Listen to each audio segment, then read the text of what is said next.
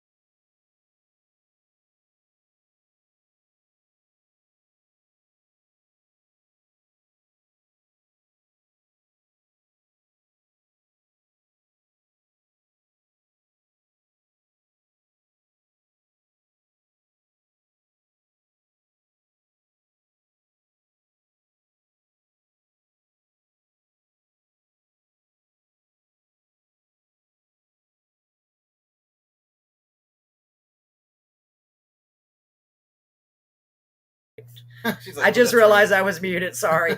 Welcome to Carolyn's Corner Into the Unknown, episode number 2. Sorry. Thank you, Paul. Paul just called me to tell me I was muted.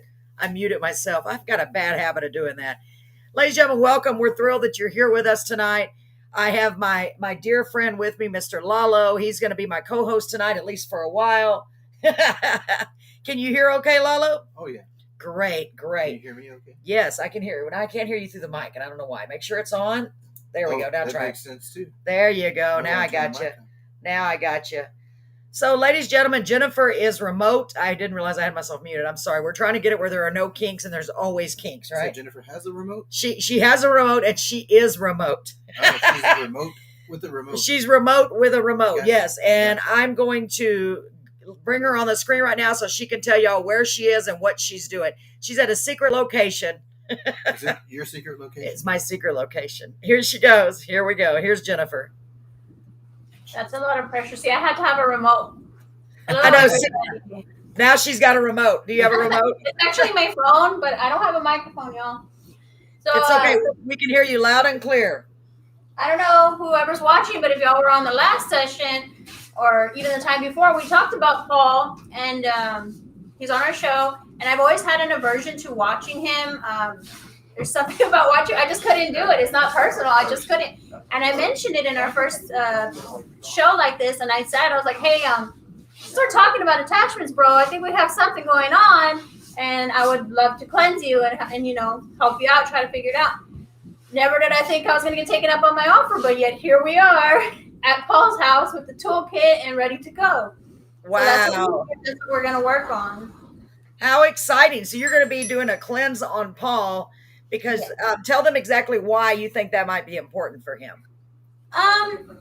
Even he's noticed that there's things that follow him around, entities and energies. I have to be careful with my words, but I just feel like they're on him. Maybe it doesn't affect everybody. Some people are more sensitive to it than others. To me, it's in my face, but I'm super sensitive to it. Other people might just notice it's a little off-putting or there's something kind of off about that guy. And then again, if you know him for a long time, you might become desensitized to it. Like how you said, you've known him forever, you don't notice. So, Exactly. So I offered, and he took me up on my offer, and here we are. That is so exciting. So, ladies and gentlemen, you are going to get to witness Miss Jennifer do a cleanse on Paul, and she's going to be doing something else afterwards. It's super exciting. We are not going to stay for the whole thing, but we want to give you a few little insights as to what she's doing. Yeah, so I was going to say, what's the process of this cleanse? Yes. Can you hear Lalo, Jennifer? Yes. There's a lot of different processes. There's a lot of different cleansings. It kind of depends on what culture and what pantheon you're working with. Today, I'm going to do an Aztec healing ceremony with Paul and a cleansing. I tend to use this one when I'm working with men or very masculine energies. This is the cleansing I also do on my husband. It entails a certain herbs, a certain process. But there's different cleanses that you can use for different things. Some people don't need a deep cleanse. Some people need something very simple. And wow. And Paul is very masculine. Yes, that's true. Right to you now, Lala. I'm just saying. That's so awesome. Okay, so go ahead, Jennifer. Continue, ma'am. What was that? There he is. We see, there he is. So Paul just poked his head around the corner. So Paul, can you come into the frame, please, so everybody can remember who you are? Ladies and gentlemen, this is Paul. He's been on our show ever since we started. Hi, Paul. So he's not saying anything. I think he's scared or he's frozen. He One of frozen. the. So I'm Paul, here. you're going to get a cleanse. How are you feeling right now? Are you feeling nervous? Yeah, I thought Crystal was doing it. Yeah. I can cleanse Crystal too. I mean, anybody that wants to, it's not a long process. I wasn't expecting me because, I'm a dirty boy. Oh my God, y'all. Y'all don't It does even not know. clean Paul is everything. hilarious. It will not clean his mind. It will not clean his thoughts. He's never going to clean his mind. I'm just here for Oh my the God. spiritual cooties, y'all. That's all. That's it. Yes, and there's Crystal, and Brett is over there as well. Hey, Brett, say hi. Where's the production man? Brett is back there in the back. So they're all over at Paul and Crystal's. So go ahead. Hi, Crystal. Hello. So we have several people watching. So Jennifer, walk us through what you're going to be doing. Okay, well, on Paul, I have my handy dandy toolkit. Since we have a wider camera, you can kind of see my handy dandy toolkit. Yes. Ooh. And they're my tools I carry around. I have a smudge fan. I brought my rattle today because the ceremony dictates for that. Different herbs, different oils, crystal wands, my torch. I didn't bring my cards or my runes because I didn't think we needed them today. I saw an arrowhead. That is not an arrowhead. That is an athame. Oh, okay. That is an agate knife Yes, for cord cutting. that's ceremony. awesome. You can touch it. I can touch it. All right. I know. I'm scared to touch. I'm scared to get my negative energy or my whatever energy it is on her stuff. I can remove the cooties. It's fine. I was sad it wasn't included. Oh, y'all. Paul is so funny. Such That a is- good sport. Just don't take it personally. Oh no, absolutely not. This is awesome. It is, That's the right? first thing Oh, no, absolutely not. I just Just- hope this doesn't turn into a ritualistic sacrifice. I do not do satanic. I do not sacrifice. That's more. No that's curses more or hexes. After the Yes. camera And turned I don't think Where did you find this? I don't Actually, think there will be any for blood. No. Nice. not with the camera on. Is it an old one? Or Or I mean, is it the something that stone somebody? is quite old, but the way it's been cut is probably recent. Okay. This is how the Native Americans- Yeah, and this cat is all up in my business over here. She's been smelling my feet, and usually cats don't like me. Well, that cat Wow. doesn't like women at all. That's what I told her. And Wow. they said this cat doesn't That's like good. people, but it likes me. That's good. I Yeah. don't have any catnip in my bag. Many herbs, no catnip. As So long as she doesn't start eating. So the we're gonna feathers. let you begin the process, Jennifer, and then we'll cut away because we don't want to invade in your privacy too much, Paul. yeah, some of these things get pretty intimate. In my privacy, Yes, in your privacy. I'm an open book.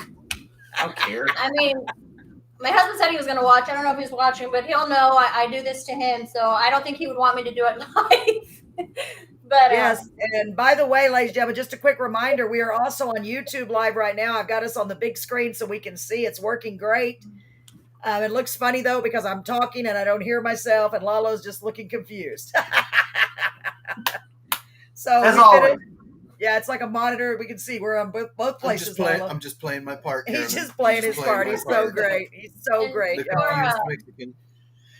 before we got started, we came live here. I even mentioned, I'm like, I'm kind of nervous. I've never done this live. It's usually very close, intimate family members that I've worked on, or classmates, or people that like-minded in what I do. So it's a little nervous. I don't know how well it's going to be received by some of our audience. I do want to put a disclaimer. It's nothing satanic. Don't think it's offensive in any way. It's an ancient ritual from the Aztecs. This particular one, so not out to offend. If you have any questions about it, feel free to ask. I'll answer to the best of my ability. Yes, you just type them in the comments. And speaking of comments, we're just going to watch for a few minutes, and then we're going to go into the audience and ask for stories, any unusual stories, any supernatural stories, anything like that. I do have one I want to share that one of our viewers and listeners shared last week, so I'm excited to share it with you guys. So just hang tight. This is going to be interesting. We won't be on this page for long. So go ahead. Go ahead, Jennifer. Right now, I'm lighting my charcoal. It's a little charcoal. It's not for barbecuing, but it's kind of like I don't know if you can see. It's kind of like a charcoal. Let's see. It's a little charcoal dish there. This Oh, is, wow. This is my burning dish. Okay. I use this because it can cook, it'll burn the herbs longer than what you can with a sage stick or whatever. Okay. This ceremony, we use copal. I don't know if anybody know anything about copal or ever heard about copal? No? Okay. Not Does me. anybody that's on here know anything about copal? If you do, you can share it, guys. Copal is a resin. It comes from a tree in Mexico. And they look like little crystals. Some of this is powdered. I don't know how. I have to get up again. It's an herb. I'm sorry, it's not an herb. It's a tree resin. Okay. This was going to be very sacred for Aztecs, and in a lot of spiritual practices, copal is very sacred. The first time I smelled it, I didn't know what it was. I had never used it. We did it in a class, and I burned it, and I knew it. You ever have like a scent association, and you know something, and you don't know where you know it from, somebody's perfume or things like that? Right. Yeah. So I'm gonna burn some real quick, and I want to see if anybody in the room can recognize the smell. Paul's taking his shoes off. Is that necessary? I will have to cleanse under his. Oh. You can leave your socks on. Oh, okay. How about sock coming off? It's not that type of ritual, Paul. It's not that type of ritual. Tell me if this smells familiar to you. It's going to be hard for Paul to be serious. I can tell you that. No, I can be serious. I know, but you crack me up.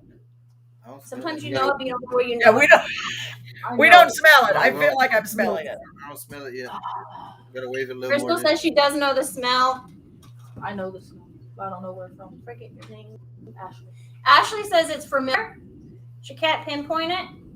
Still not. Do you smell it, Paul? Yeah, I didn't. Doesn't Okay. smell familiar. It smells like church. Church Really? incense. It's very similar to myrrh, like the gifts given to the That's Christ why. child. Because we spend a lot of time in church. You did not. This heathen did not recognize it. No, but the gifts back given so I to the can check Christ that. child was frankincense and myrrh. Messages. And copal smells a lot like myrrh. It smells very similar to a church, especially a Catholic church when they do the rituals with the incense burners and all that. That's what it smells like, and it's getting hot on the bottom. Give me a pot holder. It's weird seeing us in two. Freaking out. And Lalo and I are looking at ourselves on the TV. The door just opened. I hope. Oh, that's Brad. This is supposed to be one of It's the behind. most cleansing herbs. It's a very good substitute for sage. Catholic churches, they use that thing and they do this. Ah, okay. You can actually buy a canister, which I don't have one, but it looks like a salt shaker, and it's church incense. It's actual incenses that they burn at the church. Wow. Part of, I'm sure you've read in the Bible or have seen references on TV about burnt offerings. Yes. Especially the Old Testament, there were burnt offerings to the Lord. Is that what that means? Brett comes in, he's like, it smells like a Catholic church. Is that what that means? Burnt offerings? Burnt offerings. Well, they also did animals and things like that. But Okay. nowadays, and even in church and rituals in the Catholic Church, burning incense is considered a burnt offering, especially something that's as prized as myrrh or frankincense.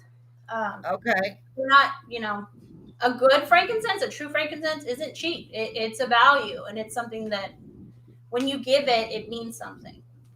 Okay. Anyway, I just wanted to see if anybody else recognized it. Brett knew it right off the bat. Walked in the house, he's like, why does it smell like church? I'm waiting for my fire alarm to go off. Well, Yeah. Isn't that that's the wise man that, the wise men that traveled to see baby Jesus, they brought frankincense and myrrh. frankincense, So myrrh, that and gold does indicate that it's a valuable for commodity. the or at gifts least of it the was. Christ child. Yeah. Wow. Okay. And copal is very similar. It's just from the region it comes from. It comes from Mexico, where you get frankincense and myrrh more in the Mideastern, Jerusalem, or Israel. That area is where you'll find them. They're also tree resins. Okay. So this is what we use in the Aztec healing ceremony. This is something that was used a millennia ago in the pyramids there. It's very sacred to the culture. Wow. Also sacred. You want to hold that? Sure. It's kind of hot. Usually I put more sand in there. Another. Don't burn yourself. I feel like he needs a warning label. I have a shirt that actually says that. It does? No way. Yeah. Warning, I do dumb Yeah, things. it says, warning, I do dumb things. Oh my gosh. If we would have known, you should have worn it tonight, right? And it's funny that she said I need a warning label. Another thing sacred in this ceremony is obsidian. I mean, does everybody know obsidian? Obsidian also, if you watch Game of Thrones, dragon glass in the Game of Thrones is obsidian. Obsidian was believed by the Aztecs to be hardened fire. This is a glass that is made from volcanoes, from volcanic ash, and when it cools down, it makes a glass. Wow. This is my obsidian wand. It does have a crack in it because I was working on my husband, and his energy cracked my wand. But it still works. Really. That's a whole nother story. But obsidian is very sacred to Aztecs. We all waving. I know there's nobody there. Well, it's weird because we see it on YouTube as well, and the YouTube screen is wider, so we can see Brett completely on the YouTube on the big screen. Oh, okay. One on YouTube is lag. That's so cool. There's a lag though, so yeah. Go ahead. I'm sorry. Y'all had spirits there. We didn't know. I'm like, Yeah. what are you waving at? Sorry. Don't scare me. So obsidian is very sacred. It's also very cleansing. They believed it was hardened fire, and they used it a lot in their ceremonies. Another thing interesting about an Aztec healing ceremony is they believed, you know how sometimes you'll get like a random pain for no reason. I'll get a random pain in my arm or my shoulder or even in my leg. Nowadays we say it's a nerve, right, or something like that. Mm-hmm. Well, they believed there that it was called a dart. They called it a dart, or the way it was translated in ancient texts, it comes out to dart. And what it was kind of like ojo, like somebody looked at you with a bad intention and they put that on you that caused that pain there. And that can actually be extracted. I have an extracting needle, but it's too small to show on the thing. Wow. I'm gonna get those too. Yep. Paul, are you getting nervous now? Oh no! Leave that one alone, Paul. I'm gonna stay out of that one. Paul's getting nervous now. I can see. Just a little bit. Okay. Ah! No, I'm just joking. It didn't hurt. It's very. What is it? Looks like a little needle. That's That's an extraction needle. What did you do? Touch him with it? Yeah, I poked him. Yeah. Oh, okay. It's testing his tolerance. It's very sharp. It is. Wow. What I would normally use this for is when you do palmistry and activating energy centers. Because if you do this around your hand a couple times, you're gonna stay feeling that for a while. That area is gonna be active. Brett feels dangerous. Mine is. We only did it like 3 times. Everybody's brave over there. Yeah. No. Everybody's getting poked. And here we are. And I was worried about offending. But it's sharp enough. It has a cap on it. Right? Okay, good. Wow. Like a syringe cap. And this is made out of quartz. That feels cool. Wow, it's made out of quartz? Yes, it's made out of quartz. It's also bonded. This is a chakra one. You can see it has red. It does look like a syringe. Red, sunstone, gold adventuring, pre-night. Wow. Wow, that's pretty amazing. That's made out of quartz. Mm-hmm. Wow. And it is very sharp. But wow. The tool that we use. Does anybody, hold on, while you're doing that, does anybody have any questions that's watching with us live? If you have any questions, ask them, please. Hi, Sarah. Hi. I can't see the feed, so I can't address them. That's okay. I can see it, and I'll tell you what they ask if they do. If anybody has any questions as of right now, please feel free to ask. I'm going back. No question is dumb. There's no dumb questions. There's no bad. I can't see that far either. There's no dumb questions. There's no bad questions. There's no wrong questions. I can see it. Oh, okay. That's something I was taught in my class. There's one question. Can you thread with that needle? You probably. Lalo. You probably. Lalo. I love it. Hi, Sarah. So Jennifer is about to attempt to do a cleanse on Paul to get rid of his negative energy, hopefully.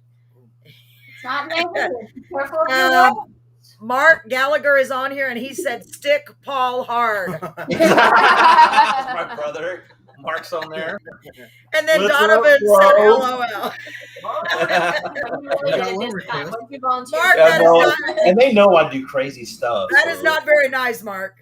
We got one request, so I mean, yes. I don't know. We'll see if that one happens or not, Mark. You never know. Okay, I'm going back to widescreen. If you have any more questions, ask away or comment. I'm very sensitive to energy. When we were pulling up, like I would have never made it out here alone at night. I don't drive well, but Brett brought me, so I wouldn't get lost. Good. And pulling up, I felt there's a density here. Mm-hmm. I don't know if it's like it's pulling in or if it's sending out, but there's a heaviness here. That doesn't mean good or bad. It could just mean that there's a concentration of energies. I did notice that pulling up. You do need to cut your grass. I noticed that. Spooky pulling up. What about when you walked in? Pretty scary. Well, I was kind of nervous, but once I got here, I felt completely at ease. That's good. We try to scare everybody away that And I can respect that. My dad said for the Halloween effect. Yes, They yes. just haven't cut it yet. Mm-hmm. And they have turtles. I love turtles. I love animals. So I was right at ease. I don't feel anything That's good. to be alarming in this house. I just feel like it's heavy, and it probably would lighten with the cleanse. Like, remember when I did your room, there was like a heaviness there. It's kind of like that, not negative, but it's just, you sense it. Right. You notice I never met Paul in person. It's first time. Yeah. Wow. So, That's right. The energy isn't in my face. It seems like in person. So I mean, that's good. That's awesome. That's good. I was gonna say, how does it feel to meet him? She has built a barrier I built to a me. tolerance. She built a wall. My illegal immigrants are not allowed on her side of the wall. So, Spirit was whispering. Some things I don't know you want me to say them on the air. I don't care. Okay. As long as they say, don't run around the house naked. No, or it's something nothing like negative. Okay. Spirit was telling me when I was coming with Paul, because that energy with him, I feel that he's had many times in his life where either he. Okay, excuse me, Jennifer. Is there a TV or phone on? Because it's really loud on this side. Brett, you're in. Tone it down, Brett. I can hear you. That production manager. It's either he played it safe, hoping that his temperament or whatever would please, or he's been himself. And either way, he's felt at some point that he wasn't enough. That if I be this way, I don't make people happy, and I still don't, get what I want. If I choke people who I truly am, it scares people away also. So I think there's an air about Paul that he feels he has to be on all the time. There's almost a need to perform. Yeah, what do you think about that, Paul? I think that's part of what I sense. Because if it's not real and it's not true, I struggle. So if there's a performing aspect to it, whether consciously or unconsciously, because sometimes we do things, because we've learned to survive and how we fit best. But I think that's part of it. I think maybe more now in your older years, you found that sweet spot of acceptance. But I think a lot of times you had to put on a face that you thought people wanted. Yeah. To Absolutely. make it through. Yeah. So that's what Spirit was telling me in my ears. I was pulling out. Interesting. Is it getting hot even with the pot holder? It's getting hot. That's all right, though. Okay. I have Usually hot I hands. put a lot of sand. Yeah, I have hot hands. I'm good. So, I don't know if y'all want me to stay live while I. Yeah, let's cut away for a few minutes, and I'm going to give our audience a chance to tell a couple of stories. I'm going to read this story, and we will be right back in a few minutes. We're going to let them get at it, guys, and we'll check back. Jennifer, just holler at me when you're ready to come back on. Okay. Or give me Brett's a wave. in charge. Brett's in charge. So just give me a wave or something when you're ready to come back. I'm going to go back, and good luck to you, Paul. Guys, let's wish them well. We're going to go back and hear a few of your stories. So get your stories ready. And Okay, we'll be back later. Okay, thank you, Jennifer. Thank you, guys. All right, ladies and gentlemen, we are back. Let me get this set. So welcome back. Let's see. That's Bad Mojo on Charcot and Car Road. That's what I've been hearing. Lalo, I heard that your mic is too low or something. Let me turn you up. That's what Brett's just now saying. Can y'all hear Lalo okay? Oh, wait, I can hear myself now. Yeah. I had it fixed, but it seems like it's not. I didn't have it up so far enough. Sorry about that. So, ladies and gentlemen, welcome back. We're going to let them do their thing for a little bit. And hi, Roger. Welcome, hon. Welcome. So while they're gone, I would like anyone that has a story of paranormal or any other experiences to please share it. Type it in the comments right there. Lalo, I don't know if you know this, but we had a story last week that was messaged to me. Oh, did we? Yes, and the lady who sent it wants to remain anonymous, so I'm not going to include her name at all, but I want to go ahead and share it with you guys now, okay? So she started by saying, this is a true story. It happened in 2010. She said, I am a bus driver picking up my regular riders at 6 a.m. The sun is barely rising. You can see a little bit of the sun trying to get through, but still not light out. I stopped by a cemetery located by the highway. There is a dirt road next to the cemetery that goes all the way back to a house where my 3 kid riders live. The house is not visible because it is too far. So the kid's mom drives them to the end of the road by the highway. Every morning, the car is parked there waiting for the bus. Okay, let me see what she says. I never heard of that, and I live off Car Road. You never heard of what, Kimmy? What you were probably just talking about. Maybe what I was talking about? I'm not sure. She didn't say the name of the road. So we may be talking about two different things. No, she's talking about what you were talking about before you got into the story about Car Road. Were you just speaking about it? About Car Road? No. She didn't say anything about Car Road. No, not her. I'm talking about before you started this story, you said something. I think it was a different comment off of somebody. Oh, yeah. I'm sorry. Excuse me. Gosh, my memory, y'all. Okay, that was, let me check. Hold on, Kimmy. Where'd it go? The bad That's mojo. Bad Mojo on Charco and Car Road. That's what Mark Gallagher said. Yes, Paul mentioned that they've had a lot of instances on Charco Road from when he was a kid. Mark, you could share some of your experiences if you'd like, because I know if Paul experienced it, then I'm sure you did. Sorry, my memory is so bad. Let me finish the story. If you have any stories, start writing them in, okay, guys? Start typing them in. If you want to come on the screen and share them, you're welcome to. Okay, the house is not visible because it is too far. So the kid's mom drives him to the end of the road by the highway. Every morning, the car is parked there waiting for the bus. Well, this particular morning, me and my bus aide head to the cemetery bus stop. I stop, but there is no car waiting there. Can everybody hear me okay? I guess so.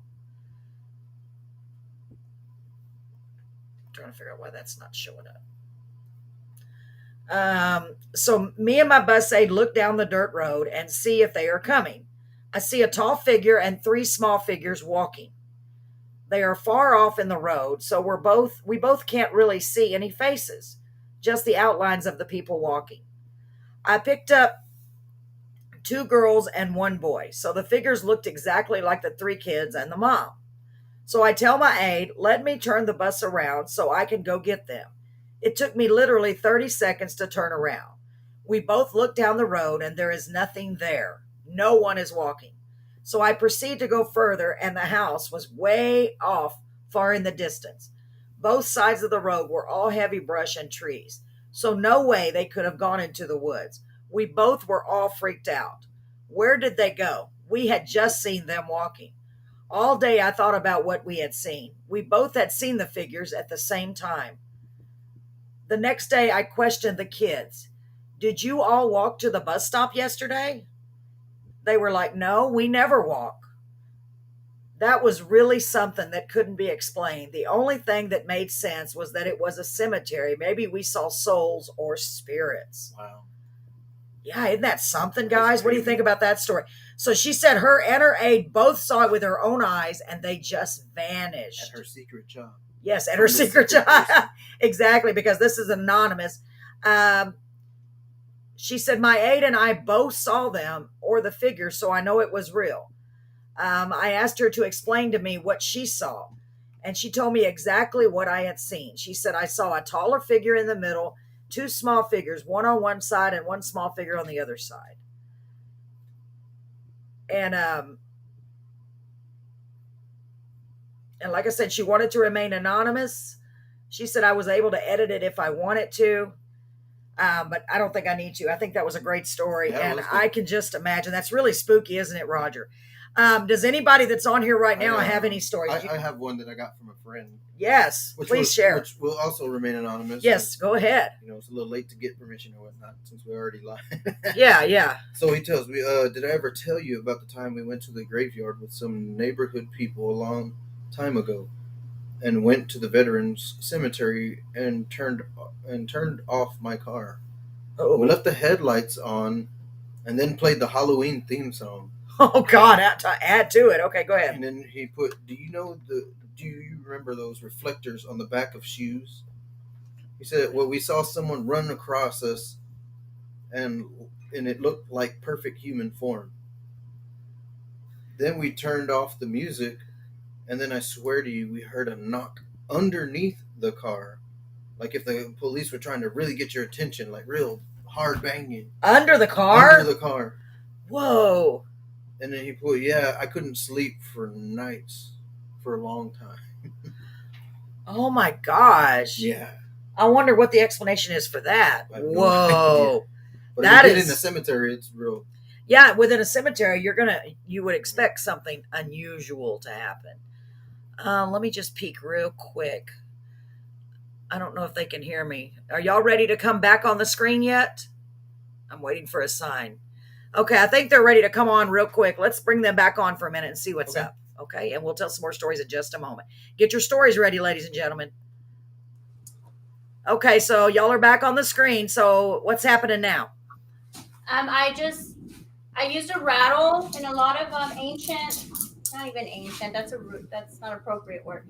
In a lot of the older customs, you use sound tools and rattles to move energy. Energy gets stuck, it gets stagnant. So I kind of go through the aura with my rattle and really just break it up. Wow. The analogy I gave him, it's like spiritual exfoliation. And it's Wow. also, you can look at it through the lens of psychology also. You go to therapy, right? You have you've never been, you have years of stuff to work through. Right. Or like exfoliating. If you never exfoliate and you exfoliate, there's going to be a lot of dead skin the first time, second time. And it's less and less the more you do it. So I broke up all the energy. He had a lot of old energy. It was very heavy. Paul needs new outlets of how to let things go. He carries it, and that will trap in your body and manifest in your body as pain. So we shook off what we could. I burned the herbs over him, and I just kind of waited for spirit for any messages. And a lot of that was learning to let go and not hold it. Paul carries a lot. And it's kind of like, what we talked about on the mental health episode. Yes. Some of the people with the biggest smiles have the hardest battles. And I think Paul's been through the ringer. Now, I don't know Paul, really, other than the radio show, and this is the first time I've met him, so I can't speak to what's actually happened or whatever. He can just validate if that is true to him, Yes. and he says it does. It does. Wow. Yeah, I believe that. Yeah. So, And y'all have heard some of the stories that I've been through. Yeah, I'm not absolutely. into all that, but yeah. Yeah. Wow. That's pretty amazing. Yeah, it is. You hit it right on the head. So awkward to do it live because when I get a message, sometimes that may not be something you want Facebook to know. Yeah, and of course you're gonna ask the participant first. Is it okay if I share this? Yeah. So that's why I didn't want to be live. And I'm fine with it. I'm an open book. I'm like, Some people are that's scared the awesome. first time because they just don't know what to expect. Like I talked to my mother today, and she was so interested about birth charts last week, but she's at the same time was very hesitant because if it makes you feel vulnerable for her daughter to read that and look at those things. So I try to be mindful of her, gauge people's comfort levels, and when Spirit gives me a message, I never know what that's going to be. Sometimes that just may not be something you want public. So that's why we did go off the camera. Brett thought it was super fun and wanted us to come back. I kind of did the cleansing. I was going to work on his hands. We have a lot of energy centers and chakra centers in our hands. Our hands carry a lot of energy. Think about it, and this is the way I explain it to my kids. Think about it like germs. Yeah. You know what I mean? Everything you touch, you're going to put your germs on it. Everything that touches you, you're going to hold that. Energy is the same way. It imprints. If you're around people that are negative all the time and complaining and you're around that, you're going to pick that up. And you're going to be like that. You become what your environment is, even when you fight it. And so I wanted to work on his hands. I have some palmistry stones, and I was going to check for darts, like I spoke about earlier with my extractor, and just kind of activate his palms and see if I can get any more messages. So which hand do you want? I use this hand all the time. Okay, and that is your right hand? All right, right hand. It's a lot of power, a lot of energy. Yeah, for real. I believe that. Right hands are often I wonder if that's on the why we right pray side of like your this. body. Who knows, right? The right side of your body is more inclined to masculine. Masculine, and this is another thing too. I feel awkward holding my hand. I'm just hearing Lalo over here making me laugh. He's looking at his hand. Strong hand. And a lot of people don't understand this, and I want to make it clear. Masculine and feminine doesn't mean gender. It doesn't mean female and male.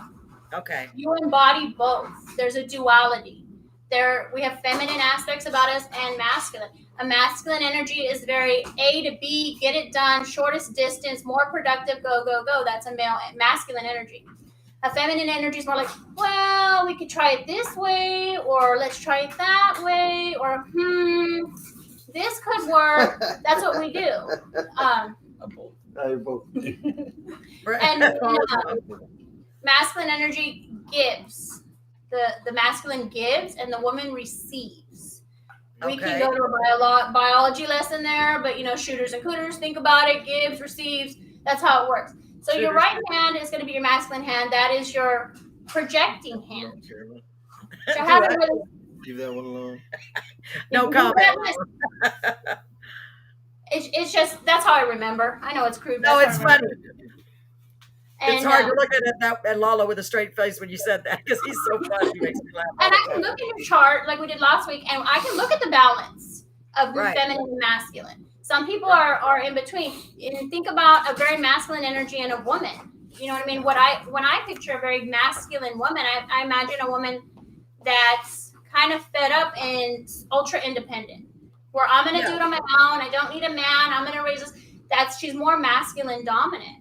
Yeah. And then you see it more now with men that carry a more feminine energy. They're more nurturing with their children, stay-at-home dads. Like, I'm not to be stereotypes, but this is just an example. You see, it's okay to be that now. In this generation, it's 2021. It's okay. Absolutely. And I have a theory, and it's not set in stone. But nowadays we have the whole 27 genders. And I think some of that can be attributed to how much feminine and masculine balance they have, and maybe that can cause some of the confusion. Looks weird. What y'all doing over there? No, we're looking at ourselves on the big screen. It looks weird on this big screen. I'm like, TV hooked up. Yeah. Oh, they got the TV hooked up. Oh. So there's a lot of theories about that. Wow, that's really interesting. And I do talk about it. and I'm very open. My daughter is a part of the OBGT community, so I'm an ally and I study. And in ancient cultures, like Egypt, there were 3 genders: male, female, and I don't remember what the middle one was called, but it hasn't always been a binary gender system. If you go really back into these ancient cultures, you'll find that there was a 3rd gender. I think what is interesting. I didn't know that. That's very non-binary. Yeah, isn't it I think it was Samoa or something, where there's men that provide for their families. Well, they provide for the family. They never marry. And you read a lot about eunuchs and stuff.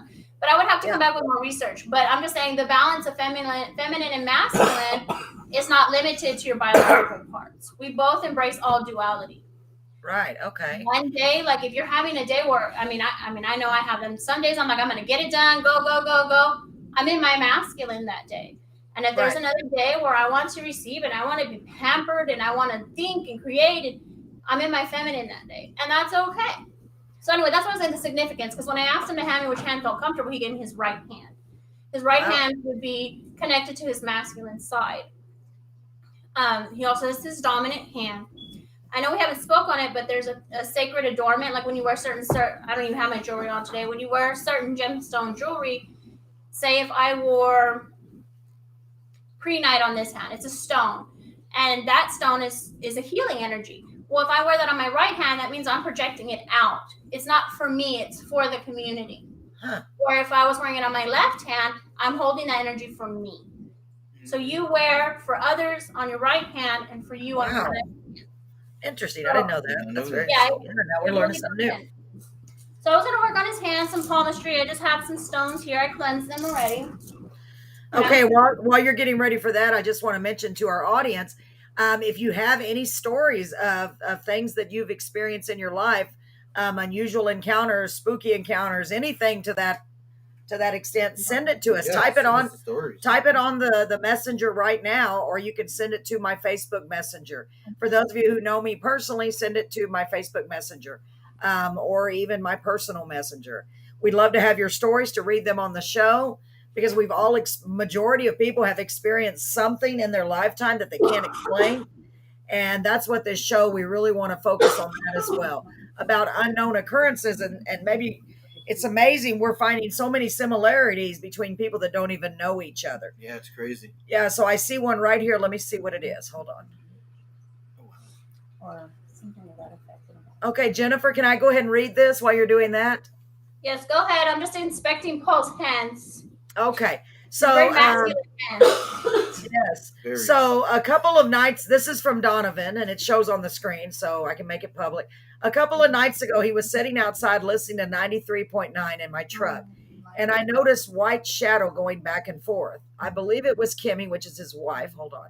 We've had different roads. There's different break-ins. He thought it was his wife's stepdad coming back to visit that passed away 3 years ago at the house, where he had no bad feelings. He was a great man and we got along great. And Big 93.9 was his favorite radio station. So I think so. Let me make sure. I think that's it. I think that's all of them. So Donovan, you kept seeing white shadows. Let me read it again. Let me make sure, because it's almost like I have to read over it and then go back. Notice white shadow going back and forth. So are you saying in the truck or outside? Where were you seeing the shadows? That's really interesting. And I believe, by the way, I do believe that music is a universal language. I've always thought that. I don't know if I'm right. It's just my theory. You know, it would make sense. We know that there's music in heaven. We've all heard that for years and years. So what makes us think there wouldn't be, music in heaven, music wherever they are? You know what I mean? Yeah. It makes sense because it says that in the Bible. So Donovan, was that inside or outside? I'm just waiting for you to respond. You don't have anybody else on there? Or wait? Yeah, Lala's mic is too low. Okay, we already fixed that. Okay, let me see. Lala. Outside the door. Mm-hmm. Wow. So you saw it right outside the door. It kept going back and forth the door. And obviously there was no one else, or it wouldn't have caught your eye. But you thought it was just him. Maybe so. Maybe you were listening to his favorite song. I mean, who's to say? If anything, last week showed. Because that last week was so amazing with that ghost box. It showed me that anything is possible. Because I have relatives that have passed, and they, as far as I'm concerned, my sister at the very minimum and my mom came through and tried to communicate with us, or did communicate with us. So who's to say they're not always around trying to get our attention, especially at times like that? Because if you're listening to that radio station and that was his favorite station, more than likely you were in the moment thinking of him. Gosh, that's amazing, Donovan. Thank you so much for sharing that. You have anything to add to that? Have you ever had any experience like that where personally, not really. Not really? I've really never had one. Wow. Yeah, and it's not everyone that experiences the same thing. I guess I got one. Basically, when me and my late wife ended up coming into Christianity, right, and getting into church. The house that we were in, the trailer house, we felt there was like a real heaviness to it and a real ugly feeling. So we called the pastor to come cleanse it out. Wow. So this was like at night. So right, it was right. Like pitch black outside. Whoa. So then we lived in like this open spot where the trailer was at, so you can like clearly see the stars in the sky. I bet it was so beautiful though. So it was pitch black, and when the pastor came through and prayed over the house and everything, we looked out, and all of a sudden that pitch blackness just like went away like quick, and then the light of the moon just came through. Really? It was like literally clear outside. Wow. It was crazy. Wow. And I see, Donovan, you said that he's buried in your front yard. We had him cremated. Well, who's to say? I would not doubt it. I mean, especially like we talked about last week. Now I'm learning through Jennifer and through just discussing this with people that the veil is thinnest at certain times of the year. And that, from what she said, it's literally like a curtain, and they're just right there on the other side of the curtain. And they can come through and communicate with us occasionally. And I think that's wonderful. Does that mean did they peek? Yeah. Oh my, I think so. I really do. As weird as that sounds, I mean, it's like they're just checking you out. How are they doing? Are they okay? Yeah. What are you doing? Absolutely.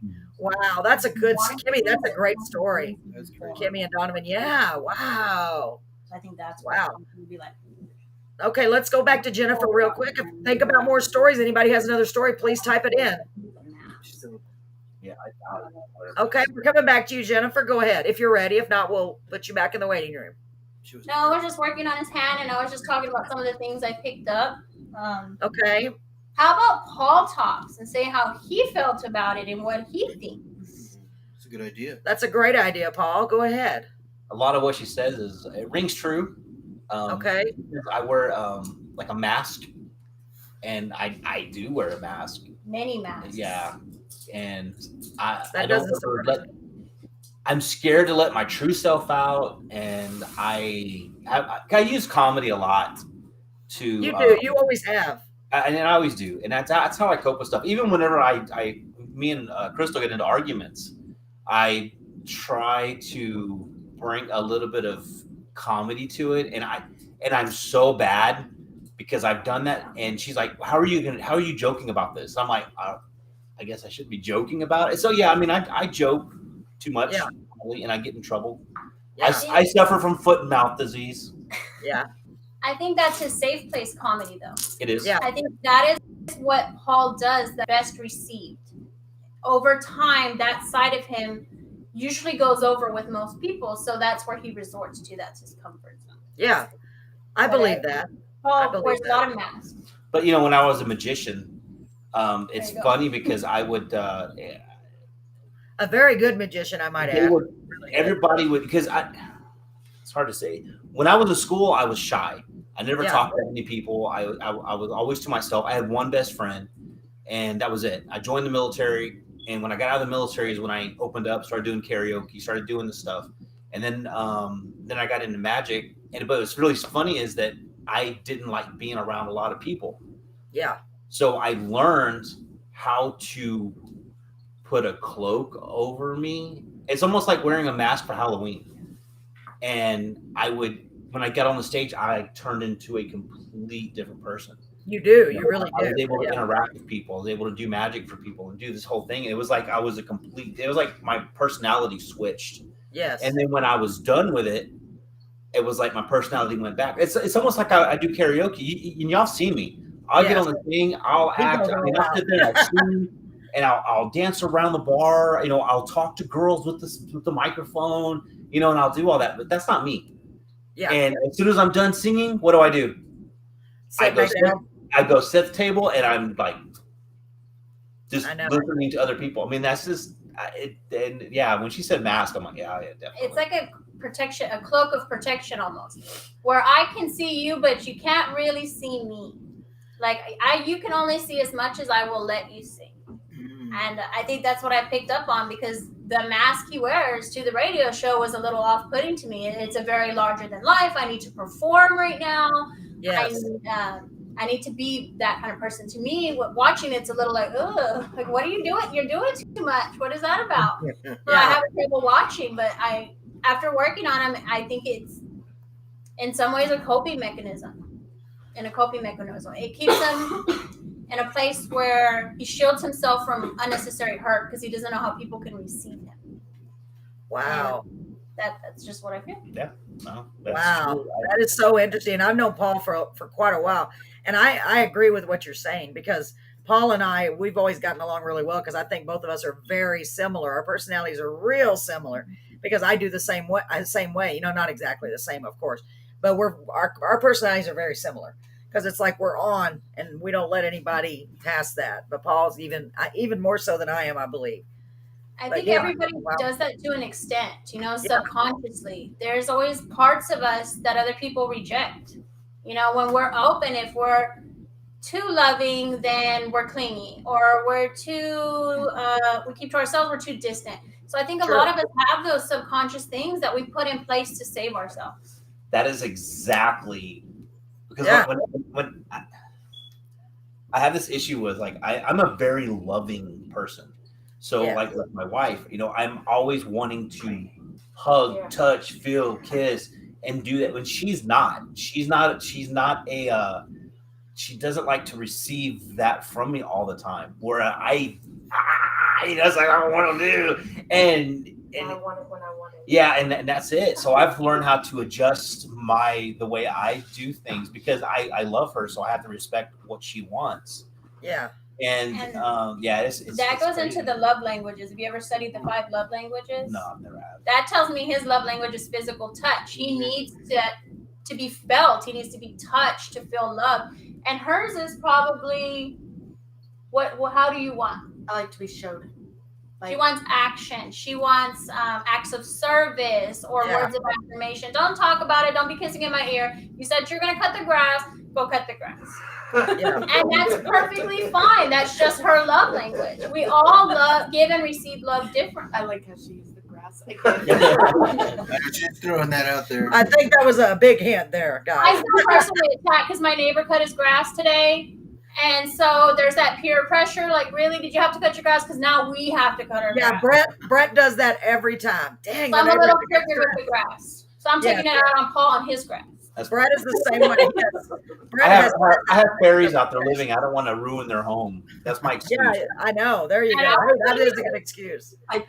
We probably do have fairies out there. So I'm going back to what one of our viewers has said about the story we were just sharing. She said she's seen her stepdad outside playing with her sister's kids. That's amazing. Her sister's kids, are these living kids or? Oh, so Kimmy, Crystal, do you know a Kimmy? Someone says shoes over road thing. I like that. Shoes over road. Hey, Crystal, Kimmy said she thinks she knows you from somewhere. That's Donovan on the bottom. Shoes over. Shoes over road. What does that mean? Donovan, what does shoes over road mean? Do you know Kimmy, Crystal? She said she thinks she knows you from somewhere. I'm not sure. I can't see a very good picture. So when you get a chance, just look her up on Facebook. You got her name there in the picture. Donovan, what does shoes over road mean? I know that's not what you're trying to say. I think not. I picture the shoes on the line over the road when they used to throw them. I don't know if that's a thing here in Beeville where we came from. We actually have shoes that were hung on the power line. We actually have a pair of shoes hung on the power line at the stop sign. Yeah. Nobody knows where they came from. Yeah. So is that what you're saying, Donovan? That's weird. That'd be weird. It means something, but I don't remember right now. It's where drug dealers meet. Is that what it is? Charcoal and Car. Charcoal and Car Road, right? Yes. Yeah. My last name used to be Carr. Oh, so it used to be Kimmy Carr. Oh, yes. Julie's sister. Let's see if she responds with Julie's sister. That's so cool. I don't know why. And I don't know if anybody had any questions for me. I can't really read the comments this far. I can't even see how many are on. So if y'all feel like I'm not being interrupted, just let Carolyn know and relay your questions. Yes. Okay. That's right. We've got 5. According to what I'm seeing, we have 5 viewers on right now. Donovan said, "Yup." So it's Julie's sister. So he's talking about where y'all used to live. Shoot. Yep. Julie is her sister. Yes. Yes. Yes. I do know you. Okay, awesome. See, it's a small world, and it really is. Beeville's small, but it's not that small, but that's pretty cool. Not small enough. See how cool. We're down. Oh, they're right down the road from you guys, Crystal. That's Donovan. Donovan. Well, Julian, Kimmy and Donovan are husband and wife, I think. They're down the road from you guys. Oh, really? I think Donovan and Kimmy, your husband and wife, correct? I wonder if they're sitting in separate rooms watching. Are y'all in separate rooms? Two different. Each on your own phone. That's really cool if you are. Thank you. And it makes it look like there's more people. At home. Me and Roger do that, but one of us has to mute our volume because one's always lagging. Yes. So we're both watching, but we're only listening to one. Right. And Roger was on here. Roger, are you still on? Roger was on here, and so was Mark. Mark, are you still here, sir? Ooh, really? Oh, look what they did! How dare you? Well, we did invite y'all. Okay, I know, but we wanted to do it this. My brothers call your mom Bud Light. Her brothers call your mom Bud Light, Crystal. Yes, they do. They do. Okay, they have called her that for about 20 years. They have called her that. Oh, I hope that means you're in bed. No, in bed, not. Yeah. They don't call your mom. No, they don't call her. They don't call her that in bed. No. So funny if you read that literally. Like, I mean, have you ever heard that saying where if you add "in bed" to any sentence, it'll sound funny? No, my brothers call your mom Bud Light in bed. Just kidding. So, okay, so you are in bed. Question for Kimmy: are you still living over there where your mom used to live? Kimmy, you still live where your mom used to? They live on Hilltop Road, so they're right down the road from you guys. Okay, then yes. Wow. See? I wasn't checking the time. I would have to go get my daughter, but my husband said, I'll go get her. So he's going to go get her. Oh, that's cool. Oh, it's almost 9. That's great. For the third gender of Samoa, they're called Fafa Fin. I mean, maybe a little rabbit hole if anybody wants to Google or they're interested in looking into that. the third gender in Samoa. It's Fa Fa Fin. He went to school with Fin. Yeah. Wow. Interesting. I mean, there are more than 2 genders. You just have to really study. There's a lot of different instances, but I don't have them off the top of my head. But that's a rabbit hole if that's something anybody's interested in. Anybody want to look it up?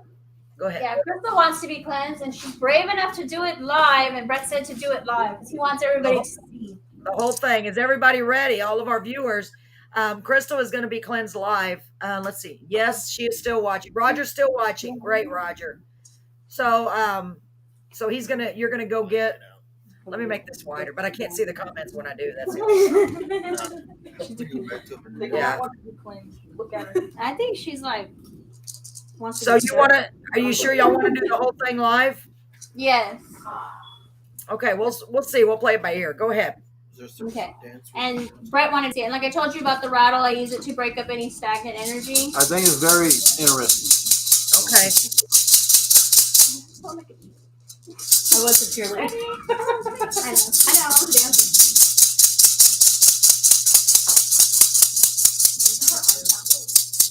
Does this work remotely? It may affect us as well, huh? It might.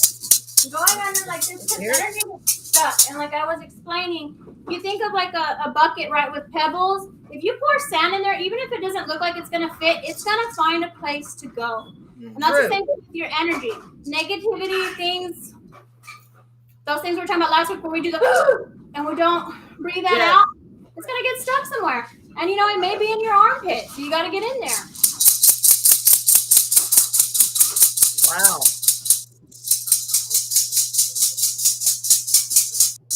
You don't seem to be carrying as much as Paul is, though. There's some buildup, but not. I released a little more lately. Yeah. Cry. That's good though. I think Paul's a little sentimental nostalgia.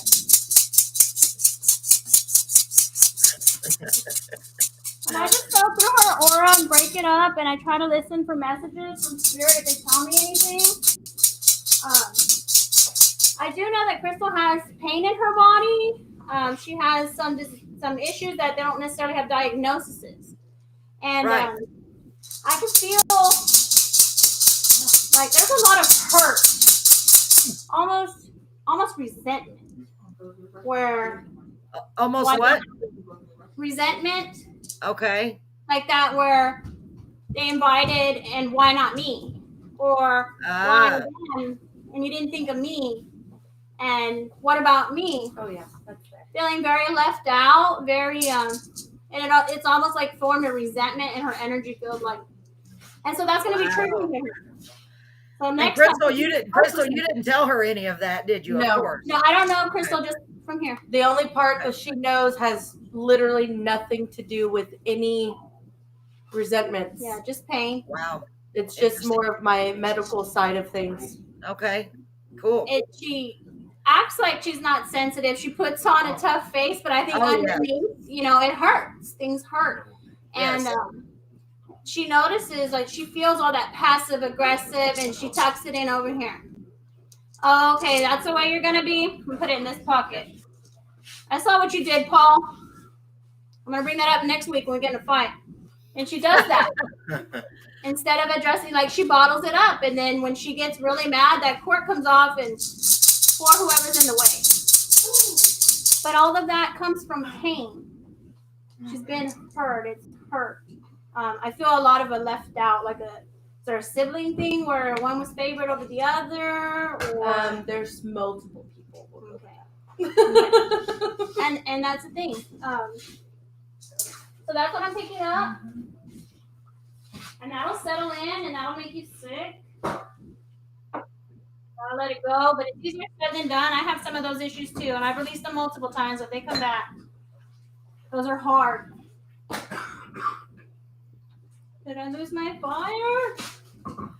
So, guys, let me just remind you that if you'd like a reading, let us know. And yes, Donovan, it is creepy on the intersection of Charco and Carr Road at night. It's spooky out there. Why are you out there at night anyway? Yeah, Donovan? it is spooky out there, isn't it, Crystal? It's spooky out I there. will say I've walked to that corner one time at night, and it was because I was extremely pissed. Yeah. Oh, I can feel it. that makes sense. And then you're like, I'm going back home. She's like, nope, gotta go. Yeah, if anybody would like a cleanse or a reading, let us know and we will get you to Miss Jennifer and try to schedule a time. Of course, it will be private. That throat chakra's clear though. You have no problem voicing it. Takes you a while, but when you get there, you're gonna hear it.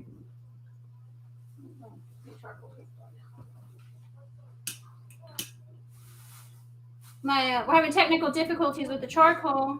It came on. It won't stay lit or what? No, it's just I don't know what's going on, but we're working with it. It's my Okay. aura. That's what Paul would say. That's what I'm about to say. Probably. No, I felt a lot of energy around her crown, which is telling me she struggles with her faith. So a little bit. And we all do. You know, why?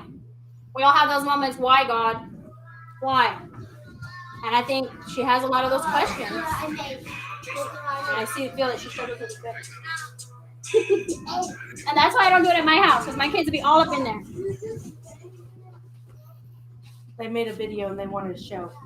Oh, okay.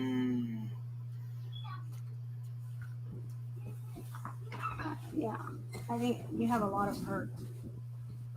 And you hide it. Only some people can see it. That's very true. She has a lot of hurt, you could say. She has a lot of hurt. And like I said, she hides it. She only lets certain people see it. Only some people can see it, that side of her. And like we talked about last week in somatic, if you have those things, you pick them and you put them in your pockets, you don't deal with them, you contract on that energy, it's going to find a place in your body. And it'll manifest as pain. And you have a lot of pain. And just from when I went through my stuff, when my fibromyalgia was really bad, I went through pain order, I had to sit and literally pull one at a time. Remember, every once in a while, you'll see something that reminds you that one time so-and-so did this. Remember, when you see it, take it, witness what happened, pull it apart. Why did it hurt you? Did they mean it to hurt you? Were you being sensitive? Were they really being jerks? And really look at them. And one by one, let them go. Release them. And it took me over a year. It's a lot to unpack. So just whenever something comes up, take that moment and work on it. And I think you'll see your symptoms slowly resolve. It's not a cure-all. It helps, and it starts really subtle. And over time, it makes a difference. Wow. That left out. Yes. That's been there since I was probably like. I have issues with that, but we're not going to talk about it on air. That's what I do. But that's what I pick up in her energy field. I was going to scan her body just to see. Are you having any pain right now? Yes. Where? Here. Is the main part. In your right neck. Right is something masculine. And her neck really, I remember like it's a pain in the neck kind of thing. There's probably, because I do know that you spent a lot of time cleaning today, there's probably some nagging stuff there that you didn't get done, or that residual, did I do enough? All that. Because usually neck pain has to do with like what you're carrying, what you did that day. Also speaking, but that's more center or right in the front. That'll be like there's something you need to voice, like sore throat and stuff. A lot of that. I pretty much say what I feel now. So it's probably something that you were supposed to do to the day, and even though it probably doesn't even matter, but to you it's like, I know she's gonna see that one dust bunny in the corner, which I'm not gonna notice because we're only our own worst critics. I know when I clean my house, when I have people over, I'm cleaning things that nobody else is gonna notice. Yeah. Doesn't matter to me. I'm sitting there on my table like, I know I didn't clean over there under that chair. I know somebody else is gonna see it, and then I can't relax. So I think that pain right here is a little residual, like nudge, like you could have done more. You should have did more. You didn't have enough time. You didn't finish all that, and that'll manifest. Notice over the next couple of days, like as I'm gone and it doesn't matter anymore, see if it goes away. But I was gonna scan her with my wand. I don't know if you want to do it live. That's up to you. I'll take you off screen for just a moment, and I'll see if we have any more stories. We'll be right back. Just wave at me when you're ready to come back, okay? After this commercial. Okay. Yes, we will be right back. Thank you, Lala. All right, ladies and gentlemen. So we're back. We want to check in with them periodically just to see how that's going. It's just really interesting. Damas y caballeros, aquí estamos. You have not hit the SAP button. I am just messing with you. Oh, that's funny, Lala. You should just come every show and do that, especially if you could translate what I'm saying. Good for you.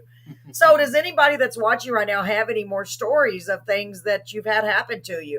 And yeah, I agree. It is very spooky out there. Very, very spooky. I wouldn't know. I mean, what? I mean, I know where that section is Yeah. at. I just don't know why people would just walk randomly out there at night. I don't know. Well, all I know is like every time I met Crystal and Paul's and I've gone out on the porch, I always get walk into the other room. No, I never do that, but I get an easy feeling just outside by myself. I won't stay outside by myself. I've always got an easy. Maybe it's because I know that it's kind of out there, so there could be animals, or something. Maybe that's what I'm getting more than anything. I mean, of course, there's gonna be animals. I mean, it's the wild. Yeah, I know, but I guess that's why I always think, well, what if there's a coyote or a, whatever. So does anyone on here have any stories you'd like to share with us? I'm showing that we have 6 people. Oh, So yeah. I see we have Donovan, Kimmy, Roger, anybody else on here? That's what it's showing me anyway. I never know if that's accurate.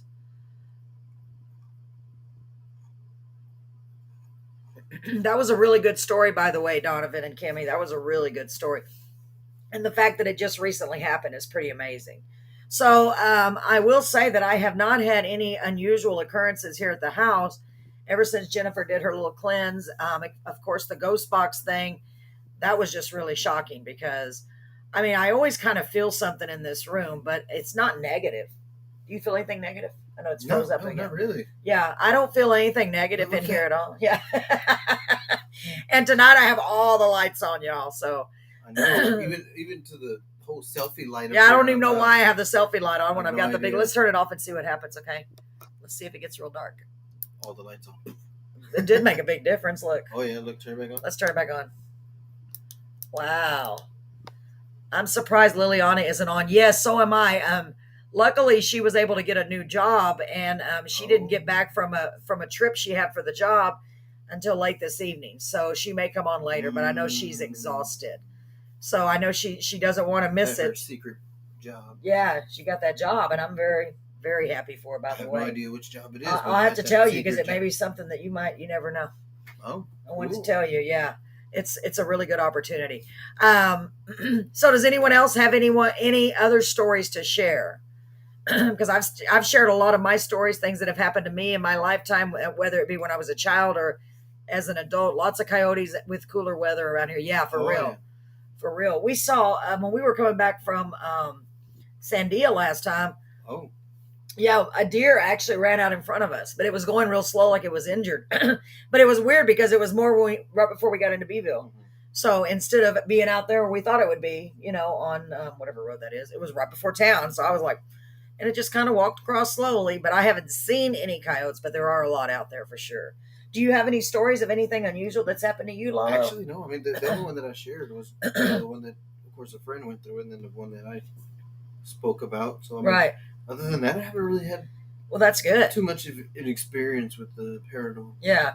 Well, that's definitely not a bad I thing. mean, my whole life is abnormal. Anyway, Well, yeah. it's- So I'll tell y'all a story real quick, and I'm trying to watch them for me too, if you would, and see if I miss them.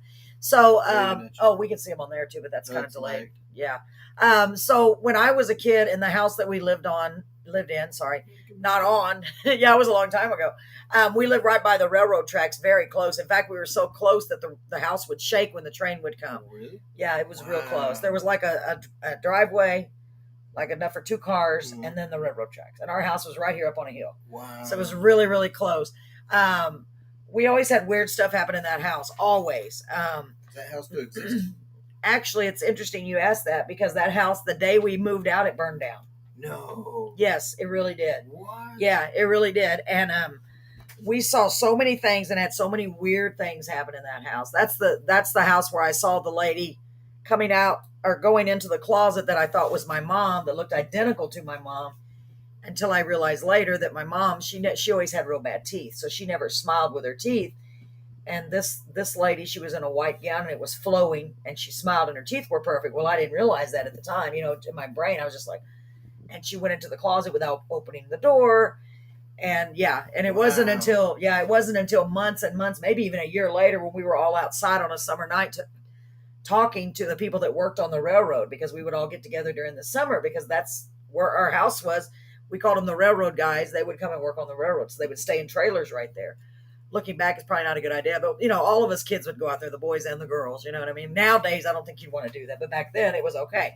Well, we'd sit outside and we'd all tell, stories, and they'd try to scare us. Well, we just were randomly talking, and I had never told anybody about me seeing this woman, never, because I thought it was just my imagination. And then one of the guys that worked on the railroad, just out of the blue, said, "Hey, I got a question. Has anybody seen that lady in the white gown walking up down the railroad track?" And I immediately just froze. And my sister asked him, "Well, what does she look like?"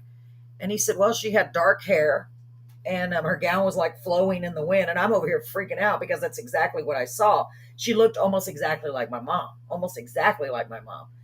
And I still didn't say anything. And my older sister, God rest her soul, spoke up and say, "Oh yeah, I've seen her in the house tucking the twins in bed," because I have a twin sister. And I looked at her and I thought, what the heck? Because I thought I never knew anybody else saw her. And the fact that she was tucking us in bed. Wow. And I said, "What do you mean tucking you in bed?" She said, "No, she was at the side of the bed trying to fix the cover and making sure y'all were comfortable." She said, and I said, "Mama," and she just turned and smiled at me and then just walked into the closet and disappeared. So to this day, we really don't know who it was. My mom had a stepsister years ago that passed away when she was 15, and they could have been mistaken as twins. So I still wonder if that's who it was. That it might have been her. Yeah, like way back. You know what I mean? Way back. And because I had seen pictures of her later and asked who it was, and they said that was Liliana. So that was just some of the stuff that happened in that house. A lot of things happened in that house. One night, let me see where they are. Hold on, guys. She's still talking. So it wasn't a very big house. In fact, it was only a 2-bedroom little house. And we were a family of 6, but we were real poor growing up. But to us, it was, it wasn't better than nothing. And we had our, this is how small it was. At one time, we had our bunk beds in the kitchen. It was a pretty big kitchen. And my brother would sleep in the bunk beds. But that's okay. We may do. But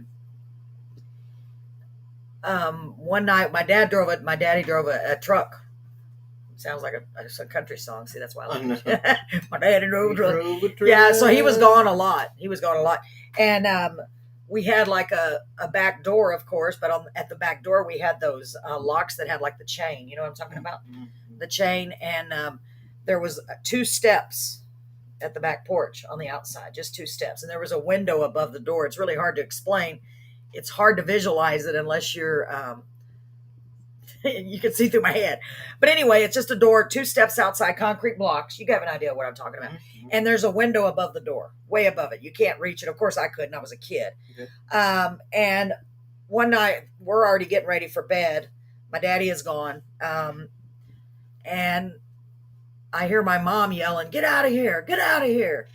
And she goes and gets my brother, because my brother, when my dad wasn't there, was the man of the house. He was 3 years older than me. He was just a little guy, but still, he was the man of the house. Yeah. And we always had guns in the house, shotguns and 22s, no pistols, but anything like that. But, the traditional, every family back then had a gun rack with rifles, like for hunting shotgun or whatever. Yeah, they always had that for protection. So my mom, we'd come out of the room and we're like, "What's going on?" She said, "Go back to your room. Don't come out of the room. Don't come out of the room." Because there's 3 of us girls, myself, my twin sister, and my older sister. So we go back to the room. Of course, we're still trying to listen what's going on.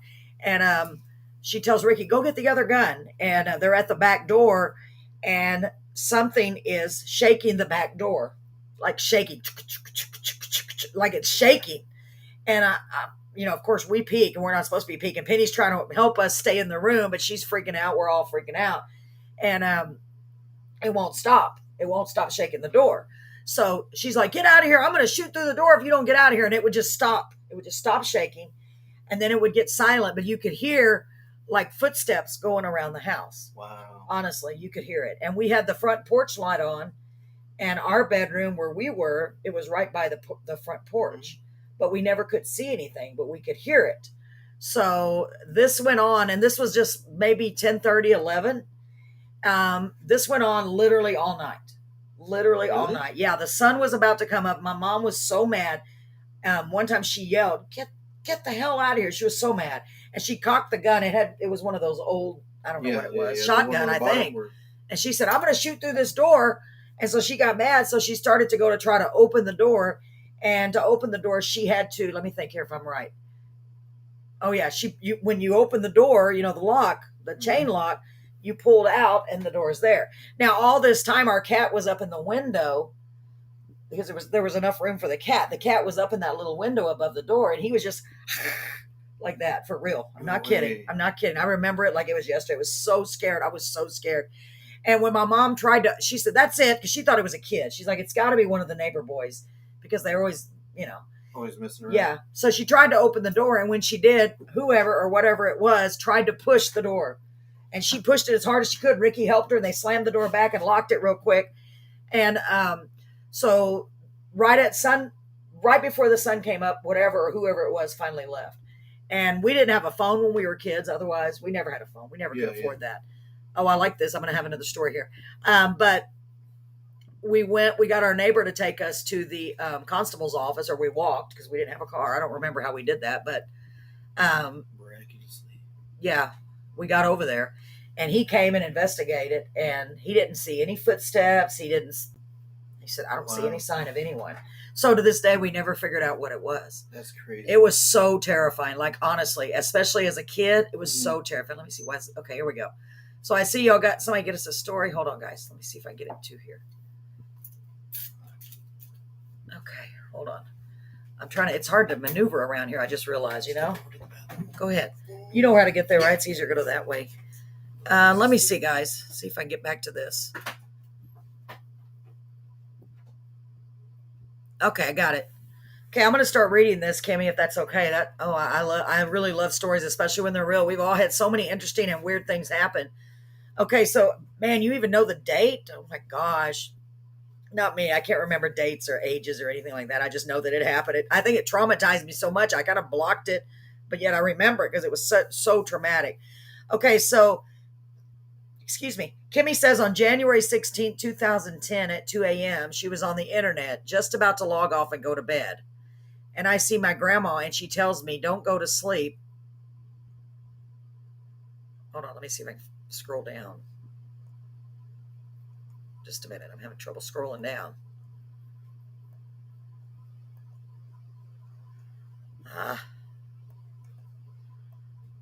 Hold on, Kimmy. I'm trying here. There we go. So I opened my bedroom door and all I see is smoke in the kitchen. And I ran into the living room and got my niece and told my sister and her husband to get outside because the kitchen was on fire. And then we ran to the side door and got my brothers. Whoa, my gosh.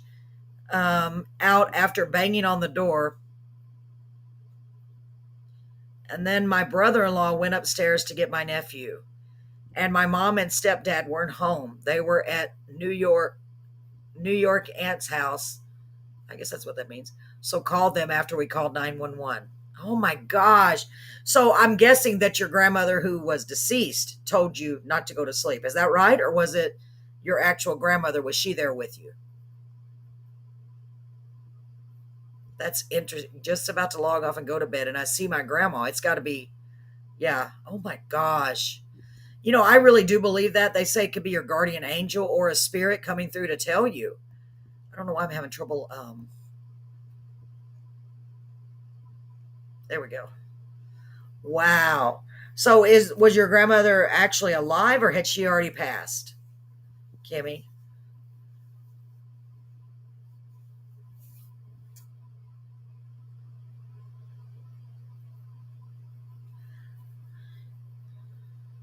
Well, they say you should always listen to that. Especially if you hear an audible voice. I've had that happen where I just heard a voice that said something beyond your control is going to happen. And it wasn't anything like that, thank God. But shortly, like 2 days later, Brett lost a family member because I woke him up and I'm like, Brett, somebody just told me in my ear something beyond my control is going to happen. It freaked me out. I was calling everybody to make sure everybody was okay. So was your grandmother, hold on, I don't know why it's not, there we go.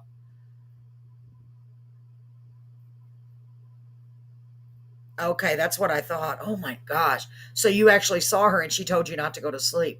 So, I mean, they say that we all have like guardian angels. So that's got to be similar, you know? I do not doubt that at all that they would come through, especially in times of trouble like that. So it looks like that they're ready to come back on, I'm guessing. Oh, that already passed. That's a great story. Let's go back to Jennifer and them and see what's going on. Bringing you back on, Paul. Okay, you're back on, guys. Oh yeah, there's. Hi. So you are back on, guys. Can you hear me, Paul? Me and him are Okay. close. Can y'all hear me? What Can y'all happened? hear me? Yeah. His The screen went off weird. Really? I didn't see that here. My name was. Well, that's all like pixelized. It might have been my network then. Could have been. You know, it just went to the restroom. You know, every time we try to do this, something weird happens. Really, St. Mary and East Jones First Hospital in Beeville should be a hotspot for paranormal. Wow, the stove started a fire. That's crazy, Kimmy. Donovan, I want you to tell us more about that. St. Mary's and East Jones First Hospital in Beeville. I'm not familiar with that. Start typing what you're talking about, and we'll go back to Jennifer, and then we'll read it afterwards. Go ahead, Paul. Is it still messed up? No, you're good now. Okay. Yeah, they're clearly. her and Crystal, Jennifer and Crystal are still discussing the cleansing and stuff. They're going over a lot of getting really in details. Wow. So they're still doing this over here. So yeah, go ahead and cut us off right now, and then we'll come back. I think Ashley wants to. Yeah, and Ashley is going to do it too. She was going to get cleansed as well. Okay. All right. Yeah. Just wave at me when you're ready. Doing the whole thing. There you Everybody, except for There you me. go. I'll wait. You should do it too, Brett. That'll be another show. Okay, baby. All right. Maybe. I don't know. Let me think about it. He didn't want to get his coyotes. He likes his know. coyotes. Well, wave at us or I'm something. kind when of you're ready. afraid. Okay, we'll do. I'm kind of afraid though. I know. I don't blame you, baby. You'll reveal Okay. shit that I don't know. Lalo said, "Don't be scared." Okay, just holler when you're ready. Wave at us because we can't hear All you. right, Okay. we'll do. Your head's Okay, so Donovan, you said St. Mary's and East Jones First Hospital in Beeville. I know I wasn't living here then. 1914. Wow. So should be a hotspot for paranormal. Is it still there? If so, we need to check it out. Obviously it is, right? St. Mary's. We live off of St. Mary's. Where is Jones Street? This is off of St. Right Mary's. here in the corner. This house was the first hospital. Stop it, Lalo. No, we need to write that down. So it used to be the first hospital. I have no idea. I've only lived here about 15 years. I'm going to write it down. So do you know the address or what the building is now or if it's still standing? I know it ain't this house. This house is too little to have been a hospital. Donovan, do you know the address? 1914. Whoa, that would be amazing. I don't know if I'd be brave enough to go in there, but it would be amazing. I bet you it'd be loaded with I paranormal would activity. not doubt it. Yeah, I'm a big chicken. Y'all. And we had to go at night. I know you'd have. Why? Why can't you just go see the ghost during the day? The ghosts are asleep during the day. Yep, they sleep during That's the what day. it is. They sleep during the day and they're up partying all night and scaring people all night. Oh man, these ghosts, they're so transparent. That was a good one. Did y'all hear Lalo's joke? That was a good one. I'm writing this down, Donovan. Transparent thing. That's very good. That was very good.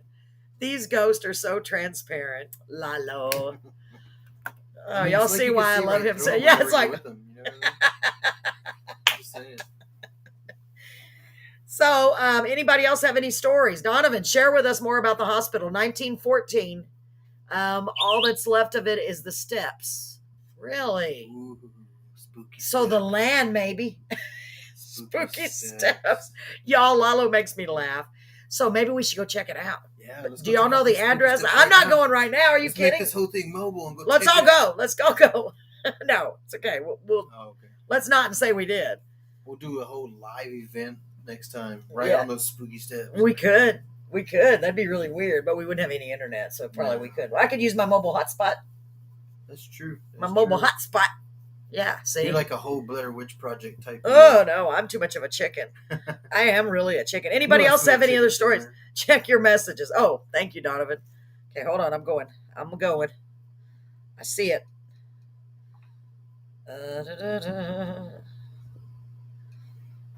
Okay. Ooh. Hospitals and doctors. Okay, let's read it. Here, Lalo, you want to read it? You have better eyes than I do. Sure. I'll let Lalo read it. You can make it. Well, you know how to make it bigger. Oh, B Is it- County Okay. has had 6 hospitals in the past, and 5 were operated in Beeville. The 6th was in Skidmore. And it says Dr. Prather, who came to Beeville in 1908, established a large practice, and in 1914 he built the first hospital in Beeville. It was called Beeville Hospital. Go figure. It's a good name. Located at the corner of St. Mary's and East Jones Streets, and provided an 8-bed service. Wow, only 8 beds. It was back a little then. bitty. That was a small one. It's kind of weird. This hospital was located at the corner and is a white house at the time. Our house is blue. Well, it's faded But blue. then they painted blue. No. It says about 2 years later, Dr. Prather sold the hospital. Wow, only 2 years? Wow. To Dr. Jones Lander. Why'd he sold it? Why'd he sold it? Why he sold it so early? That makes me wonder. Lander operated it for 2 years, then sold it to Dr. Griffin. After Griffin's death, Dr. Edmondson came to Beeville from Georgia and purchased the business from the Griffin heirs. In later years, Dr. Tom Reagan, Dr. John Reagan, and Dr. Lawrence Reagan, sons of Dr. Charlie Reagan, who practiced medicine and surgery in Live Oak and B counties, for many years joined Edmondson in the ownership of the hospital. Another partner in the business was Miss Mary Lord, a registered nurse who was supervisor of nurses at the Beeville Hospital. Dr. Thurston, who came to Beeville from Ohio before the turn of the century, established a small hospital at 201 East Cleveland Street around 1917 or 1819. Wow. And he and his wife, Miss Susan Thurston, a registered nurse, operated the 8-bed hospital. The business was discontinued when Dr. Thurston died in 1920. Let's see. Thomas Memorial Hospital was built in 1928 by Dr. Scott McNeil and Dr. Howard Lancaster. It was located at the east side of North Polk Street in the 1800 block. Miss V.G. Thomas made a donation to help get the business started, and the physicians named the institution in memory of Miss Thomas' late husband, Dr. Ernest Miller. Joined in the 2 surgeons in 1934. Wow. Let's see. During I had no idea. Did you? I guess that's World War II. All 3 doctors were with the armed forces, and the hospital was closed for the duration of the. I can't read now because things there, but it was closed up until 1945, I guess. Can you push it in? That's okay. No, it's a screen. Oh, wow. They say there was an old abortion clinic on Charcoal Road. Really? Oh, wow. Really, Michael? I don't doubt that. I mean, that would be a good place to put it, don't you think? In the early 2000s, it is said that this hospital was torn down, but yet a blue house was built on the corner and purchased by a couple. I don't know what that means. I know. He's trying to scare me again, you know. That's awesome, Donovan. Thanks for sharing that. That is really interesting. I had no idea. I don't know. You're squeaking. Oh, yeah, it's my headphones. Lalo's squeaking. I don't remember which one's which, so I think you're this one. There we go. No, that's me, I think. Check 1, 2. Yeah, I hear you. Check. Yeah, that's my mic. Check. Yeah. Check in the mail. Checks in the mail. Check in my pocket. Hi, Liliana. Welcome. I'm glad you joined us. She had a long, busy day, so she's joining us here. I'm glad you're here, sweetie. If you want to come on to the screen, let me know. All types of weird stuff out here. Yeah, I believe that. We need to really do some investigations out there. Who's game? Who's brave enough? I'm sorry I couldn't go on, but I have been. I know. Oh, I'm so sorry, honey. You had to ride in the car a lot and drive a lot. I know that's bound to be hard for you to do to travel a lot with your fibromyalgia and stuff. So, I'm sorry, Liliana. So Crystal is over at Jennifer's. Oh, tombstone on property. I know. Paul told us that. Did you hear that? You haven't been watching the show. No. Paul has found 2 tombstones on his property. Yeah. That's interesting. Did you find some on your property as well, Michael? I think that's what he was talking about.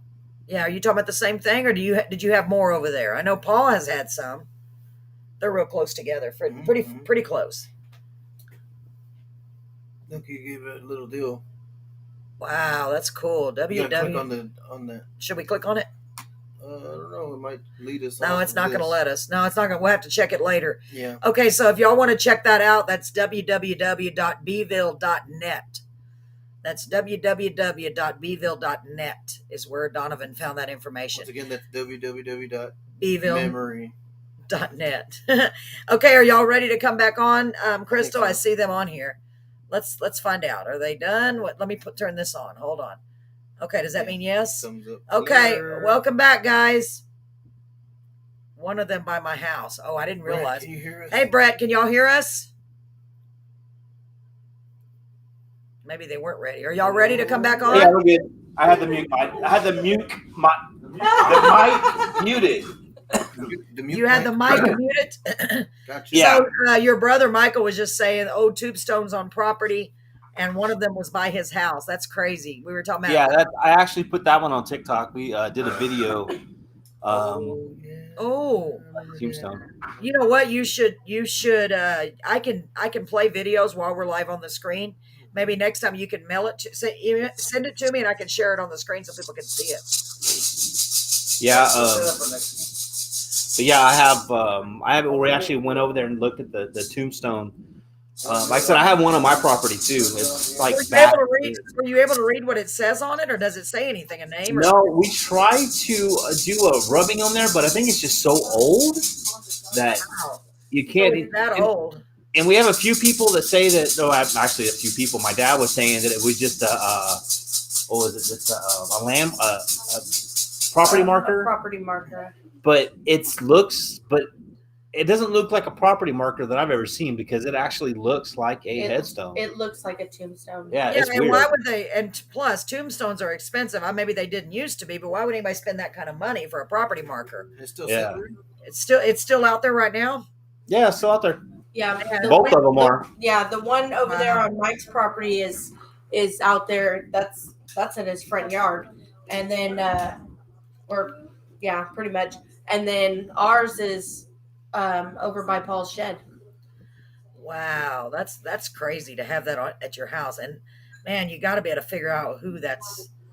Have you ever looked? What would you look at? The death. I don't know, because what if it's just somebody's personal? Yeah, there's not really. We looked, and we can find the markings on there. I wouldn't find it weird because I know where a friend lives at, down off of Old St. Mary's. There's like 2 tombstones in somebody's property buried right next to each other. Well, I guess back in the day, a lot of people. Down. So it's like the road's here, right? There's a fence, tombstones right next to it. Wow. So it's like somebody's buried right there. Well, I guess back in the day, they would bury their family members on their property. That makes sense. Here's a video. Okay, you got to get closer to the camera. Can everybody see that? You'll be able to see it. See it? It's right there. Oh, yeah. Oh, yeah, it's awfully. Wow. That's a headstone. It does look like a headstone to me. So Yeah. Mike said it was on the road when they made the road. They may have just moved it to keep going. Yeah. Wow. But that's just so weird. You really, it used to be a Scott ranch. Yeah, it's Scott's ranch. So maybe it was one of the family members of the Scotts. I don't know, because I actually have one of these exact replicas. It's a copy of that. It looks just like. I'm trying to get my words. It looks exactly like that, except it's on my property right here. Wow. You ever see it before? I saw the video. Yeah. Man, I wish you could figure out who it is. That's interesting. I think that's really interesting. You would think that there would be a record of it somewhere. I don't know if they. Yeah, do they? You would think they still have to record where they bury them at. Maybe, I don't know. Where would you? Not necessarily. If it was old, if it was back in the day, I mean, if someone died, I mean, they just bury him. Probably no record of it at all. No. Like if it was a ranch hand or somebody like that, they're not gonna have any record of it at all. They just Lalo just had a good idea. Have you ever thought about pressure washing it? Maybe you could get where you could read it. No, we haven't tried that. It's a good idea. I haven't had time to mess with mine because whenever they were putting my septic tank in, that's whenever I noticed that the bulldozer moved it and just set it on top. Oh, And wow. probably not even the original location. no, it's not. No, that one's not in the original location.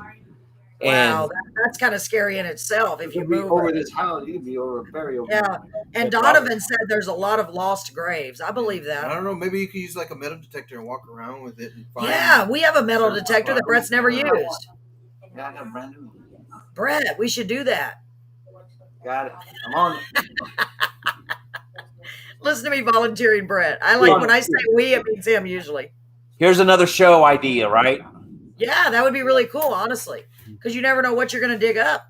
For real. Y'all go out there one day, do it during the day, not at night. Be better during the night, but I don't. Well, No way, I wouldn't do it during the night. I don't like going out here at night myself. I'm So. not going No. out there.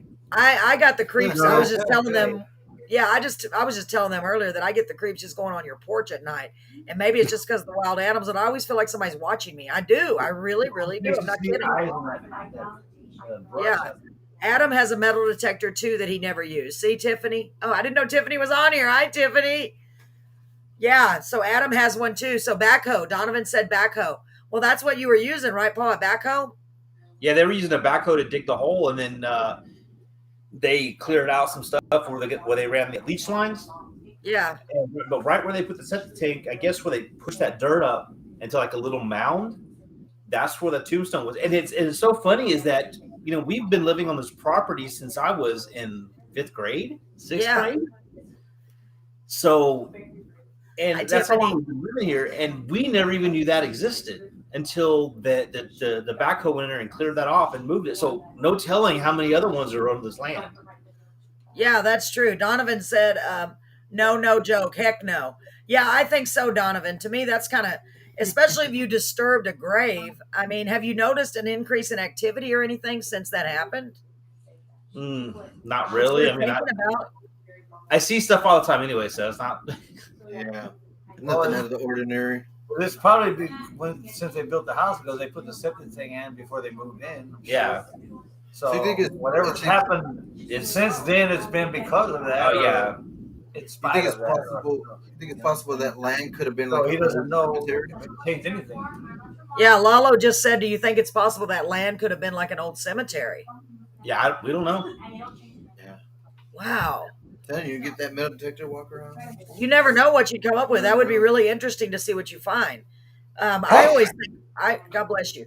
I always think that it's interesting when you're at an older. Well, every place is old. I always think that, gosh, what would you find? Because we don't know what was on that land before we all came to be. Any of the land you can Any over there, where my brother's living right now, where the video I just showed, that's where my brother's living. And on that property, whenever we, like I said, when I was in 5th grade, whenever we moved out here, my dad found a frame basically of where a house had burned down. And there's China. He found China and all kinds of little pendants and stuff like that from the area. So there's no telling what that was. Wow. Well, Donovan just said, "Yep, let those spirits be. Let the spirits be." Yeah, I tend to agree with you, Donovan. But at the same time, it's so interesting. I have a friend of mine, and what she does is she goes, these old abandoned houses, like the old rundown houses. She'll go and she'll go in there and take photos of them. Yeah. She said you just hear and see so many amazing things that people just leave behind. So I don't think that I would do that, but she's brave. She's really brave, but she's an artist. So she does paintings and stuff. So she gets a lot of inspiration, I guess. Yeah, I was going to say she gets inspiration off. Yeah, I guess so. She told me she does that. That's Now, actually a really good idea. You can actually go in and take pictures and actually build a little book up. Yeah. I've always wanted to do that, especially when you're driving somewhere and you see all these old abandoned homes. It always enters my mind. because I've thought plenty of times. I know this sounds really weird, but when I see an old abandoned house that's just falling down, I always just picture. It's just weird to me. I always think about that. Man, just think that there used to be a family living there with kids in the History of yard. that house. Yeah, I just think about that, and now look at it. There's nothing. Nobody. They just left it, and it's not the kids didn't take care of it. Yeah, don't y'all think that's interesting? Historical markers on them. Yeah, Brett is a big historical marker buff, especially in Texas, and it is really interesting. And yeah, Donovan, it is definitely interesting. It is. You can learn a lot. Like when we went to Park Chalk Bluff. And Yes. Right across the Right across from the entrance from there was a Indian massacre at one time. Yeah, we didn't know that until we We stopped didn't and know read that the until I historical stopped and read marker. that. Hmm. That's why this kind of place is kind of eerie at night. It is very eerie at night. Very I eerie. heard- At night. You And mentioned those dead Apaches were beating on our clubhouse. Yeah, Brett played a prank on me, and it was the best prank ever. And I still want to. It's funny. It's funny that Brett said about bringing up the Apaches beating on the drums. Mhm. Out here, whenever when we first moved in, there used to be at night there was a Native American or somebody was beating on a drum on the Scotch Ranch, and you would hear it all the time. No way. Yeah, you would hear it. Whoa. Boom, boom, boom. Come boom. on. Yeah. Ask my dad. My dad would sit there Wow. and every night, and then all of a sudden, it just stopped. But you'd hear it. You'd hear the thump, thump, thump, thump, thump. Well, Brett, do you remember when Penny and David, when they were out at their place with all the crazy things, they said they heard that a lot, Native American music. Yeah. Remember, they used to say that, and they said they would hear it like clear as a bell. Yeah. And they never could find out where it was coming from, but they could hear it, and Y'all so they never figured out where it came from? No, it was in the night. It just came from that direction over that's there. what they would hear too. Wow. And It was they weird. believe that it had something to do with a Bigfoot. Have you ever heard any? Oh, Michael said, "Hell yes." Have you ever heard any interesting sounds out there? Like, no, I've never even asked you this because maybe that's why I get such a weird feeling out there. Have you ever heard any unusual sounds out there, like banging on a tree or yelling or whistling or anything like that? Of course, we hear the whistling. That's a lechusa. But no, you have the whistling. You have the cracking of the woods. Crystal heard it one time out here. Is something like moving around. It was like big. Yeah. And the branches were cracking in the woods, and of course we don't know what it was, but whatever it was big. Well, Michael says yes all the time. Well, because where Penny and David lived, nobody believes us. But screams, really, Michael? That's what I was wondering. Yeah. Because they absolutely had Bigfoot at their house. They did. And Yeah, but- now that I know what they do and what they sound like and all that, that sounds. Was it, Michael? The scream that you heard, was it like a very high pitched scream that no human being could make, like a woman just? It's hard to even describe the scream. What type of scream did you hear before a while back? Really? You heard something like that too, Donovan? So what I'm talking about, and let me kind of describe it to you because I heard it with my own ears. Otherwise, I wouldn't believe it, honestly. It starts as like a low, very low sound. Like Lalo's got a very low voice, like, oh, and then it just goes, and it's loud. Yeah, but louder than anything you have ever heard with your own ears. Yeah. Like, you wouldn't think a human could make it because it goes so high, it just makes you stop. Is that kind of what you heard, Michael and Donovan? Have you heard anything like that? Yeah. For You real. see, I haven't heard anything like that out here. I've heard it sounds like babies crying in the woods. Yeah. Oh yeah. No, I'm serious. Then you feel it sounds like there's old like a woman in the woods. Hi, crying. Gene. Just Hi, screaming. sweetie. Oh, who is that? Oh, it's Jen. Hey, it's going. Who is that, Gene? Oh, that's Gene. That's Gene. Hi, sweetie. Yeah, it's going good. We're doing really good. Jennifer is still over there. So we're talking about unusual sounds out in the woods. So it's loud. Yes, Michael, it is loud. Very, very loud. The house that we lived at on the railroad tracks, that was my first experience. And I heard it when I was a kid. Never knew what it was. And my dad heard it, and he didn't really say anything until years later. And he said he got up to see what it was. And when it got that loud, he just froze. And the guys with the rail, you heard the drums too. Wow, interesting. Because they think, I wish Baltimore was on here, because Baltimore, we've had him on here. He's a Native American. I bet you he would say, because the Native Americans are known to kind of trade, or they in the past. I don't know if they still do with the Bigfoot. I mean, it is a known fact. They believe absolutely that they're real. And so that the scream, and if you ever smell anything that smells like a kind of like a wet skunk, it's hard to describe it. Musky, very, very musky. Have y'all ever smelled anything like that out there, Michael or Donovan or Paul? Oh yeah, I've smelt it out here. I always thought it was a javelina. We always say they're javelinas though. Yeah, I don't think so. Especially if you're hearing especially if you're hearing the limbs, like because that's how they communicate. They hit the limbs. Oh yeah, Donovan. Oh boy, you're brave. They'll hit the trees with a limb, with a stick, and that's how they communicate. They hit the trees. So many knocks means so many things. And I only know this because my brother-in-law and sister were so into it because they had so many Bigfoot out there. They really did. And they would travel down the creek that was by their house because it was a perfect setup because they had the pond, they had a source of water. So that's interesting. So Donovan, so you've heard the drums. Have you heard? So let's see. Is he the one that heard the screams? Like a woman low. Yes. Michael, I'm telling you, that's what it is. It really is. And I did not believe it until I saw one with my own eyes and heard it. Because my sister and brother-in-law had a baby monitor set up outside, and they had the receiver in the house. And Brett and his buddy, they were there from New York to investigate. That's how big their place was, and for real. And it almost gave me a heart attack. It was so loud on that baby monitor. I had never heard anything like that in my life, and it was terrifying. I wish Mike could get on here and actually, because I know he has a story about the Lechusa that I was talking about last time. Well, if he wants to, I'll send him a link. Michael, do you want to come on and tell your story? I know he has a ghost story about one night, so we can look for it. Yeah, for real, Mike.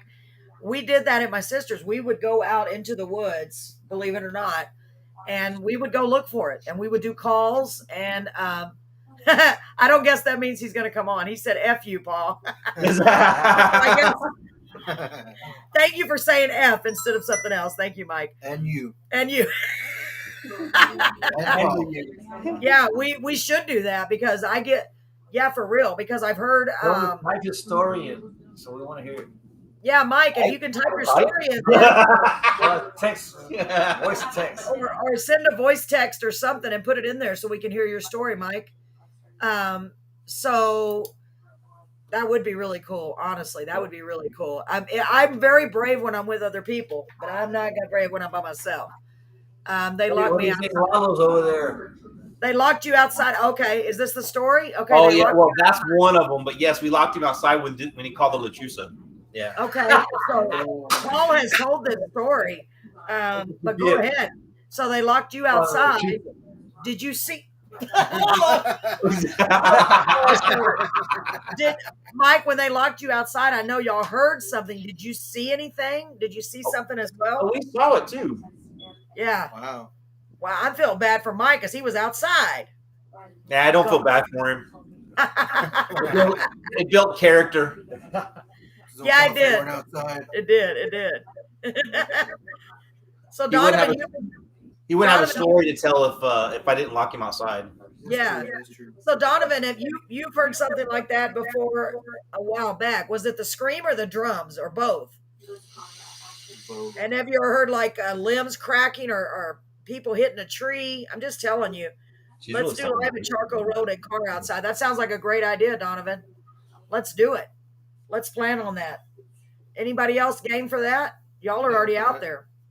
Let's roll. Let's go right now. Let's roll. The wind picked up and I looked up, seen big ass bird. They ran and locked the door. I banged on the door to get in. Oh my God. Boy, that probably scared the crap out of you. I can't even imagine how scary that would be. You were outside. Oh my God. And we finally let him in, but yeah, that's the night that it hit the house and it shook the house. And it woke my parents up. That's when my dad. I said you shouldn't have called it. Oh what? You young and dumb. I would. We all do stuff like that. We did stuff like that when we were kids. We did a seance one time, and I think back on it, I'm like, man, that was so stupid. We played with my dad, of course. And my dad comes out of the room, of course, saying, "Don't ever mess with stuff you don't know about." Yeah. So wow. Yep, I hear limbs cracking all the time. Well, Donovan, I happen to know just from Baltimore that there are sightings in Beeville. They've had lots of sightings. Bigfoot? Yes. In B County. He's not able to divulge where, but why wouldn't it be out there? Found cat next morning. It looked like it was chewed up and spit out. What? How shook? And my parents got up and said, wow. I didn't know about the cat. Looks like somebody chewed up a cat. I don't know about the cat. Wow. I don't remember that part. Wow. That's crazy. Yeah, Donovan, I bet, man, between the two, y'all got some scary stuff out there. Oh yeah, no, we have But I don't lot know. of stories. Yeah. Well, the La Chusa or whatever you call it, I've never experienced anything with that. I don't know if I'd want to deal with We that. don't want to. Nope. The It's Bigfoot scary. is scary enough. The Bigfoot is scary enough, but I mean, I do actually believe, I mean, not that I don't believe in La Chusa. I don't know. That thing has wings, so that's even scarier, you know? It followed Mike in town. Do what? It followed Mike in town. I think it hit his car or something. I can't remember the story. I said I wish he'd come on and tell that story about the. There's a big tank on the side of the property. Really? So you have a water source. What you need to do, Donovan, is get you, if you don't already have one, get you a voice activated recorder. My sister and brother-in-law, they literally used a baby monitor. They bought a baby monitor. You can get the one with a video, but it's better just to get a cheap baby monitor. Put one outside the window at night, so when you're asleep, and put the receiver in the other room. That's how I heard the scream. And of course, they had all kinds of equipment. They had cameras and night vision and all this. Could be the Mothman. Gene said it could be the Mothman, Paul. The Mothman. Yeah, Yeah, I've heard of that too, right? we've heard about the Mothman. Not mainly in this. I've never heard of it in this area. That's mainly up in like Pennsylvania, I want to say, or I can't Yeah, remember. but you never know. Well, Michael just said, yes, it did. It ripped my shirt, and I jumped on my buddy's car, and he took off down the road to get away. Yeah, that was when he got attacked in town. Oh, my God. In town? Yes. Wow. So, Donovan, you have cameras. I'm going two different things here. So you have cameras out on your property? Are they, what do you call those, game cameras? Game cams? It's about Do you have cameras The set up GoPros? out at your, are they like GoPros or game cams, Donovan? Oh, you talking about like Yes, the- there's Jennifer. Gene, where is she? Where is She Jennifer? just popped through. She Jennifer's was over there. there. She's busy, trying to help Tell her Crystal, her trying to mom's help everyone. checking out Yeah, for let her know that her mom is on here asking for her. Your mom's asking for you. What are you doing, Mom? She's just checking it out, I'm Jennifer. just packing up my bag because we're gonna relocate to you. Oh, okay. Oh, cool. And So Donovan says both. Wow. Go ahead and do that. We can do Okay, Carolyn cool. next. Have you gotten any interesting photos on there, Donovan? That's cool, Gene. I'm glad you saw her. You're probably like, where is she? I heard she was on here. She is at a remote location doing a cleanse. That's so awesome, right? Yeah. It is really awesome. She saw you. She said, hey, girl, Jennifer. She said, hey, girl. Are they leaving already, Paul, or just Yeah, sipping it? they're about to pack Jennifer's up. still packing up. Brett's going outside to smoke a cigarette. Okay, yeah. They're going to head back this way in a little bit. So, Donovan, I guess you haven't gotten any interesting photos yet? That's the thing. It's really hard to get a photo. Really hard because they're very smart. They're very, very, very smart. They really are. It's very difficult. My sister had a video that she swore was one. But to this day, I still don't know if it really, she really believed that it was. She showed me and it kind of looked like it. Game cam on the house, nothing yet. That's awesome. I'm glad you did that though. But then again, you live out, is it a wooded area? I guess so. If you're out near Crystal and Paul, it's probably wooded out there, right? Oh yeah, it's wooded. Man, I bet y'all got one, and y'all have a pond on your property too, Paul. Yeah.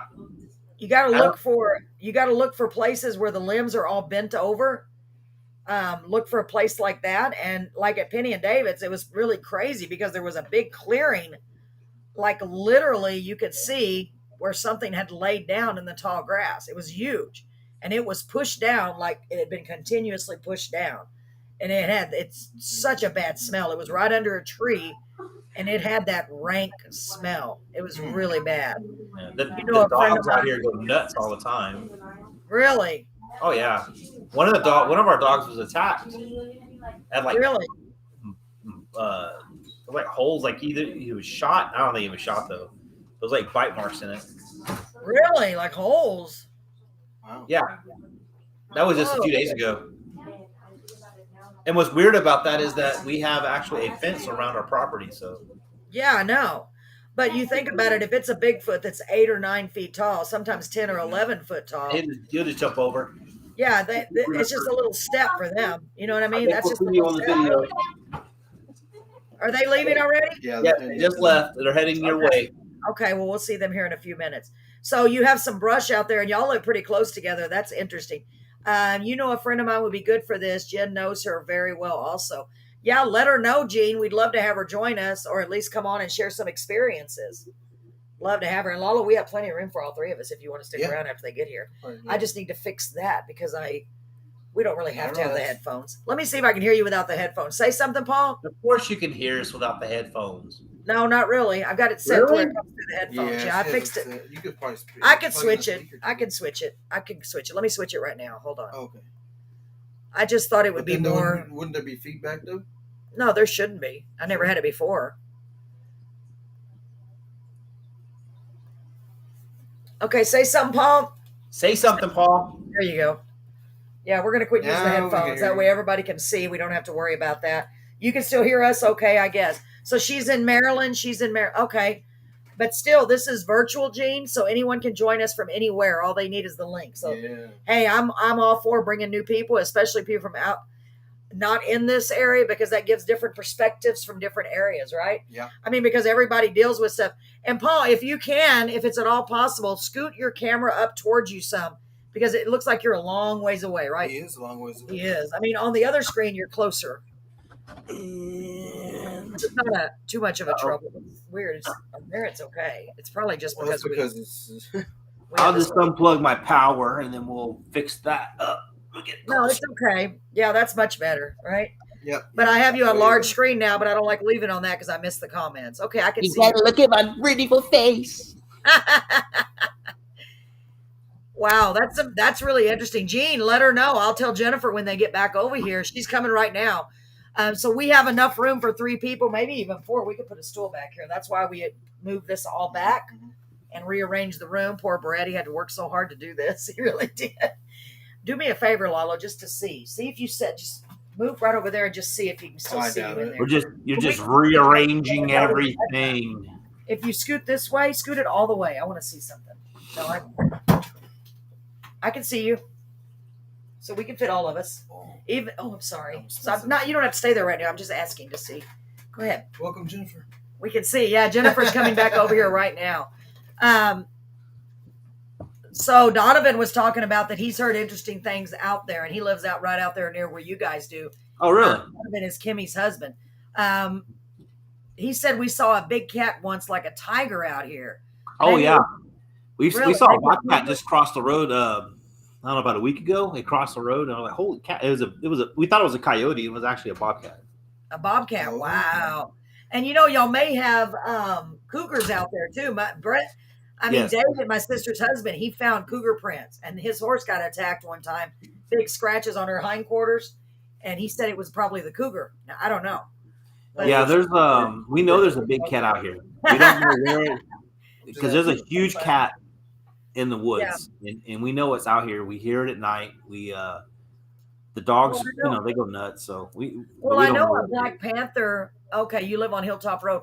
I know a black panther screams like a woman. Did you know that?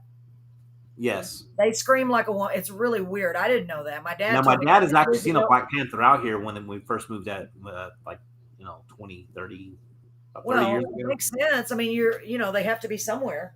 And I know we're in Bremont, Texas, where we grew up, where we had all these things. Mm-hmm. There were black panthers there because we were going to pick pecans one time, and there was one laying in the road. Wow. And he just casually, my mom just kept going real slow because she was driving.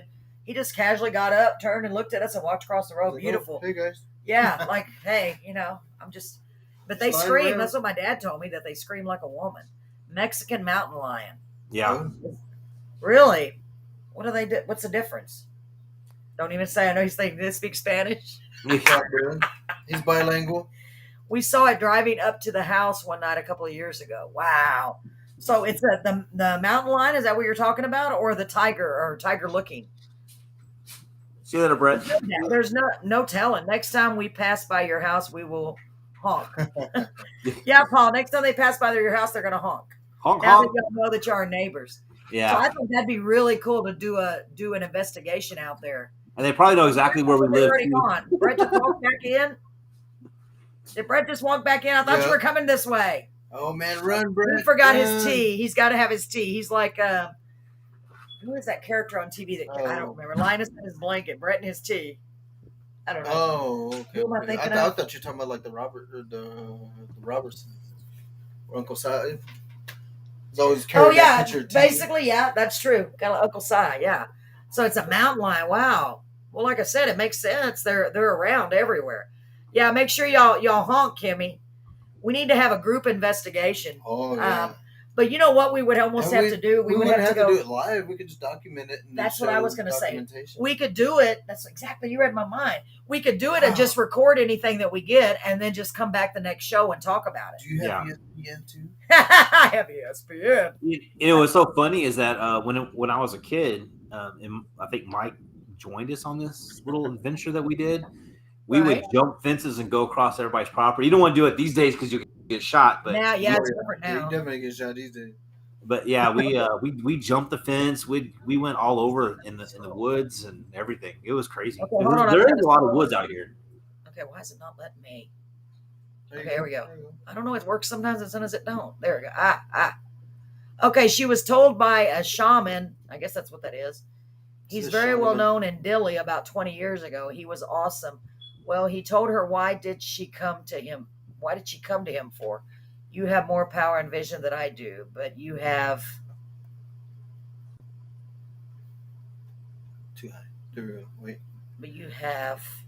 I'm waiting for you to finish that, Gene. Donovan said he will go outside and shoot his gun and see if y'all hear it. Okay, he's going to go outside and shoot his gun and see if y'all hear it. Right now, Kimmy, or was that a joke? There you go. You have to know that it scares we her. hear guns all the time. But she can read tarot perfect, and she can't understand how she can. And with great power comes great responsibility. That's true. That is true, Lalo. Go lay down. That is very true. Kimmy, maybe he shouldn't shoot the gun. I see you laughing. Let me see. Let's see now. Okay, she's going to do it right now. Get ready to listen. Oh, hold on. Are we listening for? Hold on. Hold on, Kimmy. Tell him to wait. No, go ahead, because the door's right here. Go ahead. There's going to be a gunshot out here soon. That's Kimmy's husband shooting. He's going now. He's going to go now. Where's the car? Go lay down. I thought that was you, Lalo. Hey, how you been? Been pretty good. It sure is me. It sure is, Lalo. Another one of my favorite people. He just makes me laugh all the time. I just love him. He's so great. Who, him? You make me laugh. Yeah, he makes me smile and laugh. All of you guys do. I love it. So I'm waiting. Did y'all hear it yet? Oh, I don't know. They're outside listening. Oh, okay. They're listening, Kimmy. But we always hear gunshots. There's a place right down the road from us. They built a little berm. Water. Hold on, keep talking. I'm gonna get us something to drink. Y'all talk. But they shoot all the time. They do test fires for some weapons. Really? Yeah, oh yeah, and they're big ones. Very faint. Very faint. She heard it. You heard it? Yes, it was very faint. That's how we communicate in the country. That's right. You're supposed to yodel. One shot, and you guys okay. Two shots. Let's settle this. What does that say? It's bedtime. I'll have internet. That's why I was on my phone in there. I've gotten the same. I've gotten the same thing of two different people already today, and they didn't get it right. I don't know. It's not peace. I don't know. No. I have no idea. Hey, Paul, can you see my shirt? Yeah. Let's settle this like adult. You get it? Rock, paper, scissors. Yep. See, he's about the only one that's gotten it. I've had two other people that are like, what is that? Yeah, there was a girl on the bus that was telling me. Have you ever heard of Kaiser Sose? Who? Kaiser Sose? No. No. Okay. I was a reference were on the radio last night, and these two of those guys in this band. They were born at you met them, and you sang with them. But yeah, they were born at the Kaiser Hospital. I was going to give a hint of Sosei, like Kaiser Sosei. But if you look it up, you'll know. Like, who's Kaiser Sosei? It's an old movie. By the way, Matt is going to come to the. Oh God, he's coming to the Marine Corps ball. Oh, he is. Which Matt? I guess we made Brown? it too appealing. Matt Not Brown? Matt Brown. He hasn't. He's going to let me know about him. Oh, the Okay. what's his Zambrano. Zambrano. That's what it was. So the guitarist. Yeah. Yeah. Not the other vocalist, but the guitarist. No. Yeah. The vocalist, the dark-haired one. Yeah, that's the one. Okay. The guitarist. Yeah. I don't know about the long-haired one yet. He's going to ask. Which is Brown. Brown. Yes. Yeah. I'm sorry. It's confusing. But yeah, I'm pretty excited. He messaged me and said, "Hey, do y'all have any more tickets left?" And I messaged, I can't think of her name now. I went blank, of course. And they have 3 left. That's it. Wow. So, Wow. Oh, lucky. yeah. So I told her, hold 1 at least, maybe 2. I'll let you know as soon as I can. In fact, I don't know if he's messaged me back. Matt About Brown. Zambrano, who About drives a Zamboni. Yeah. Man, he's really good, isn't he? He was really Yeah, I know. He was really good. and really nice. Very, very No, nice. yeah, they're really nice guys. Yeah, I liked him they're immediately. definitely And I nice. knew I would. I just had a good feeling. You know what I mean? Just from what I saw online, I was like, they're good guys. So one guitar would to bass, the other is lead. Yes, that's right. Yeah, exactly. Mm-hmm. So Brown was more of the lead, I would guess. Yeah. I would He guess, was right? the lead. Yeah, he was the lead. They The were other guy really didn't good. Did enjoy you it. get to see that last night, Gene? It was so good. I was so impressed with them, really. We just are so blessed that we get to do that show and this show. We're just, right? I mean, we get to see Yeah. so many talented We have people. all kinds of people on these shows. We do. So, Which is good. You know what's going to be interesting if we can actually get other people out of state talking on this show virtually that will come on and start telling us about their state and what they've experienced in their Me state. too. Because I we, think know, that we would be live in so Texas. great. Texas is huge. So, Yeah. you know. I know so far, I think everyone that's here is from Texas. Who's gonna be on Yeah. next week? Let me look. But I'm not getting a sure. perspective from other states, that'd be awesome, I think. I know that's exactly what I was just saying a while Yeah. ago. It sure would be. Oh, no. Okay. November 15th is Rosa. Rosa. from Okay. the Oh, VFW. yeah. And then the next week, I mean, now this is scheduled, not confirmed. Next week is Beto Ramon Jr., so I'm super excited about that. So Yeah. this Monday or the following? This Monday coming up, the 15th is Rosa. Okay. And then the 22nd is Beto Ramon Gotcha. Jr. And And I then want to we- say something on don't forget that November 11th is going to be Veterans Day. Yes. It is Is that Veterans a Day. Monday? No, it's a Thursday. Okay. Yeah. So we Thursday. will. We have our show on November the. No, wait. Let me look here. When's Today's the going 9th. to San Yeah. Diego Friday. Yes. So Thursday's Veterans Day. 534 Club. Yes. Thursday. Friday is 534 Club. Yes. And Saturday's the Marine Corps. So we're Marine going there Corps. the 12th. Now we just found out they sent us an invitation, but we didn't see it until they called us today. Our granddaughter's birthday party is also on Saturday. Oh my Lord. So in Corpus. So you're we're gonna be have to dressed go to up going Corpus there? early Wow. and leave early because we got to get ready for the ball. We can't. Can't be it's- late. it's Gotta terrible get that your it's the hair same did and all day, that yeah. stuff too. I don't know. I kind of like it already. I might not do too I much. mean, I like to it. mine too. I might not touch it up later on. It's funny Yeah. is that we have Lalo on the show, and I haven't heard any stories from Lalo. Of course, He we did were earlier. Yeah, I did earlier whenever I went on break. He's only had like one thing happen, and that was from a friend of his. No, Yeah. well, that and then about the trailer house that I lived in. Yeah, So- the so I trailer. told you her, can tell him again. Tell him again So, because so I Gene told wasn't her here either. basically a trailer house that me and my late wife had back in Pearsall. We had just came into going into church, and like we just didn't feel right. We were just one night we didn't feel right. There's just like a heaviness around. So the pastor that we had then had told us, "Hey, well, if you need to, house cleansed anytime or whatever, just go ahead and give us a call." And so we called him, and he came by, and he went around cleansing the house, putting oil everywhere, and then all of a sudden, like outside, it was like real pitch black, and we lived out in a spot to where you could like clearly see the moon and stars and everything, and it was like pitch black. Weird.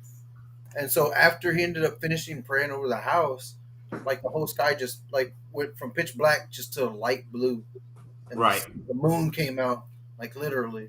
It was like so crazy, man. That is crazy that it literally Yeah. felt like the sky got brighter. Wow. So Gene said you want people. Let me see what I can do. Have y'all heard of the Live Dive Lounge? No. I don't I think I've heard haven't. of that one. What state are you? You're in. She's in Texas, right? She's down towards where we used to live out in Pearsall. Oh, okay. So you're in Pearsall. Okay. No, I've never heard of that, Well, but they that in doesn't mean. Pearsall. I think they live in Moore. Oh, okay. Yeah, we'd love to have people from other places, not necessarily even out of Texas, just as far out as we can go, just because we want to share experiences and stories.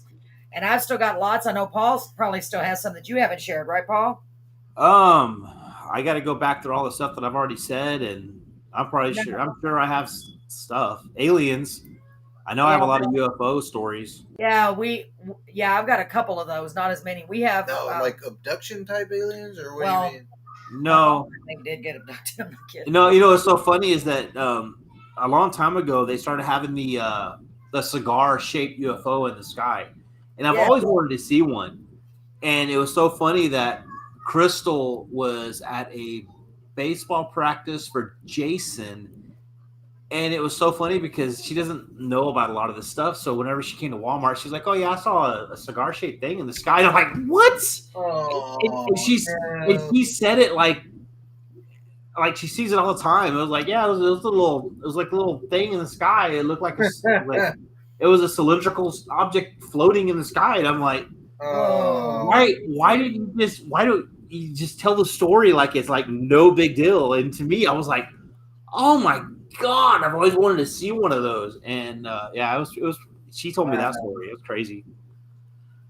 Wow, that is. Yeah, we've seen UFOs out here waiting for at the bus stop one day. We looked, my brothers and I, we looked up in the sky, and there were like 5 dots all flying together in formation. Oh wow! And we've seen that, and man, we have all kinds of stuff that we've seen. Wow, that's crazy. We have property out there in Langtree, Texas. It's way down there, and I know some stuff's happened on that property. I've got some weird smells that just popped out of nowhere. Huh. We haven't actually seen. I haven't seen anything. I got this weird feeling one time, but well, what do you mean by smell? What did it smell like? Like a floral scent. Oh, it was, wow. and it came out of nowhere. That's weird. Wow. So Gene said they're dumpster divers. There's people from all over the world. Shows. Oh, okay. Wow, that sounds interesting, Gene. Well, I always talk about Penny and David's place out in Schulenburg. It was actually outside of Schulenburg. We saw so many things out there, so many things. And I'm kind of crazy how the land holds on to stuff like that, all the energy and everything from the past. Yeah, really. I'm kind of waiting for Brett to get back because I want him to kind of corroborate this story because we all saw it, all of us. About Bigfoot? No, well, that too. There's all kinds of stuff at Penny that house. Yeah. I'm telling you, we need to make a trip over there. That would be a great field trip. I am telling you the truth, and we could easily sneak in there and go through there because it's a church and it's only open during the certain services. Wow. There's so many strange things out there. So many things. I mean, we saw everything out there. We saw Bigfoot. I saw Bigfoot. They saw Bigfoot. UFOs. We saw strange lights in the sky that couldn't be explained. I saw Ghost in that cemetery that night, and I know I saw Ghost. Yeah. Looking through the binoculars. I heard the car door. I heard them get out of the car because I was looking for Bigfoot. So I looked through the binoculars. That story was crazy. I see a man walk around. He's got a black hat on and a black coat, and I'm looking the whole time with the binoculars because it's right at dusk. It's about to get dark. Mm-hmm. And I see him get out of the car, and I see a lady with 2 kids. And they say, come on. What caught my eye was what he was wearing. Well, David, my brother-in-law, also was responsible for taking care of the cemetery and watching it to make sure nobody messed with it because it was about, I don't know how far down, maybe a quarter mile away. I don't know how far, but it was close enough to where you could see it, but you couldn't see it real good with a naked eye. Yeah. There was a field and then the cemetery. A field, a fence, pasture, a fence, and then the cemetery. And their house was over here. And I'm watching the whole time. And they walk to the back of the cemetery. So I call my sister over because I'm at the fence line at the house. And I'm like, Penny, somebody's at the cemetery because I heard them. I heard them with my own ears saying, come on, let's go. And they start walking and I follow them with the binoculars to the back of the cemetery. And I tell Penny, somebody's in the cemetery messing around. Now, you'd have to see this place to know, but it's out in the country. And it's a 2-lane road, but it's an old country road. Okay. And where it's located, there's no way a car can go down that road without you knowing it. Okay. You just can't because you'd see the headlights, especially at night. There's no way to get through there without anybody seeing you. Okay. So I said, yeah, they pulled up into the cemetery. I saw them drive in. I didn't even pay attention to what kind of car it was. I should have. So David gets in his truck and drives over there. He has to go out their driveway and drive around because here's their driveway, it goes around, and then there's a road, and then you go to the cemetery. Okay. And there's a pasture in between. I'm trying to give you a visual because I'm bad at it. And he goes over there and he calls us on the phone. No, he didn't even call us on the phone. I don't think he had his phone with him. And we're kind of freaking out. I'm still not seeing anything. I see him drive over there. Well, he comes right back. And I'm like, well, what'd they say? And he goes, there was nobody there. I'm like, well, what do you mean there's nobody there? Penny even heard them. She didn't see them because I was holding the binoculars. Yeah. And I said, what do you mean nobody's there? They have to be there. I just saw them. They went to the back of the cemetery and I saw them clearly. Like it was a man with a black coat and a black top hat, like you would see. Really weird. And that's what caught my eye. I thought maybe they're messing. What are they doing? They vanished. They literally vanished. And there was nobody there. And like I said, there's no way they could have gone down the road because we would have seen them. And plus on a road like that, you can hear. You hear them. I'm serious. Yeah, and it's like, weird. we would have seen them. We would have heard them because they had to have used their headlights because it's pitch black out there. I didn't. It was so weird. And I'll never forget that because I know what I saw. And Penny even heard them. These stories remind me there's a video on TikTok. Yeah. It's showing a guy filming through the hallway, and on the back, there's a door open where it's his room.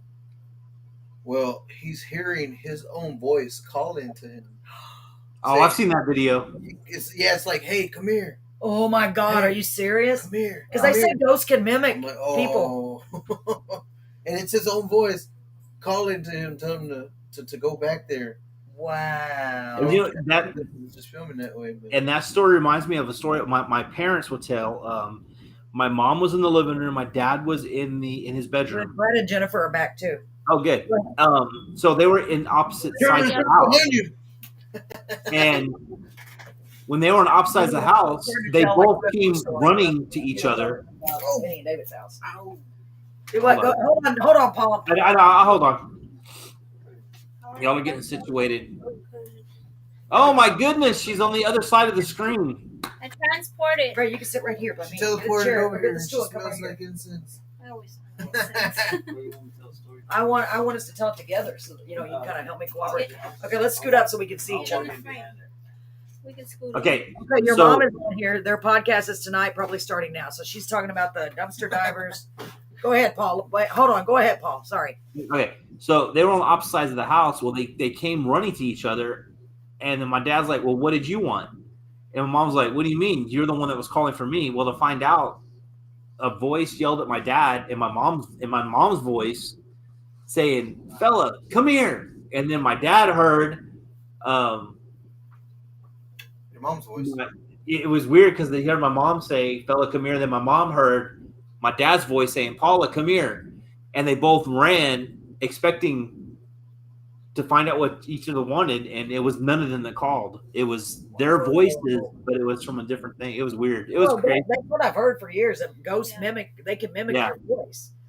I don't know how, but they do. And I don't know if y'all have noticed that I've been stuttering a lot for some reason after the smudging or after the cleansing. It's weird because it's hard for me to keep my thoughts all together after doing that. I was just going to ask how you're feeling. I cleaned it out. Yeah. Oh, yeah. Brett, tell that. Well, I don't really know the whole story. Okay, so you want to tell it or you want me to tell it? Okay, so, we had a home phone for years, forever, right? The only reason I had it was because Mama was alive and she needed the phone, right? When she was here by herself. Well, one day we're here at the house. This is after Mama passed away, right? Yep. And my mom's name was Agnes Schroeder. And of course, we had caller ID on the phone. We had the portable phones, the wireless handset. And the phone rings, and I look at the phone. The phone rings at the house, and I look at the phone, and it says Agnes Schroeder. There was a call coming in from Agnes Schroeder, and I was like, Brett, what the hell? Okay. And of course, I answered it because I was freaking out. Yeah. Like, I got to answer this. What if I didn't know? Yeah. Of course, I answered it, and there was nobody there. Nobody there. And I thought, that happened, twice? Twice it happened. And then later I found out that sometimes there's telemarketers that know how to do that, where they do your own number and make it show up. That way you'll answer it. I think I may have talked to y'all about it back then because it freaked me out so bad, if I remember correctly. Because I was like, and they say that they have a way to switching the numbers to where your number shows up. Cloning. Because if it's their number, you won't answer. And I'm like, oh my gosh. It was so weird. It was so weird because it rang and I was like, oh my God, how is that possible? We're on the phone that, how are they calling? And of course I immediately said it must call be you from the same number. Yeah. And it's got caller ID. Yeah.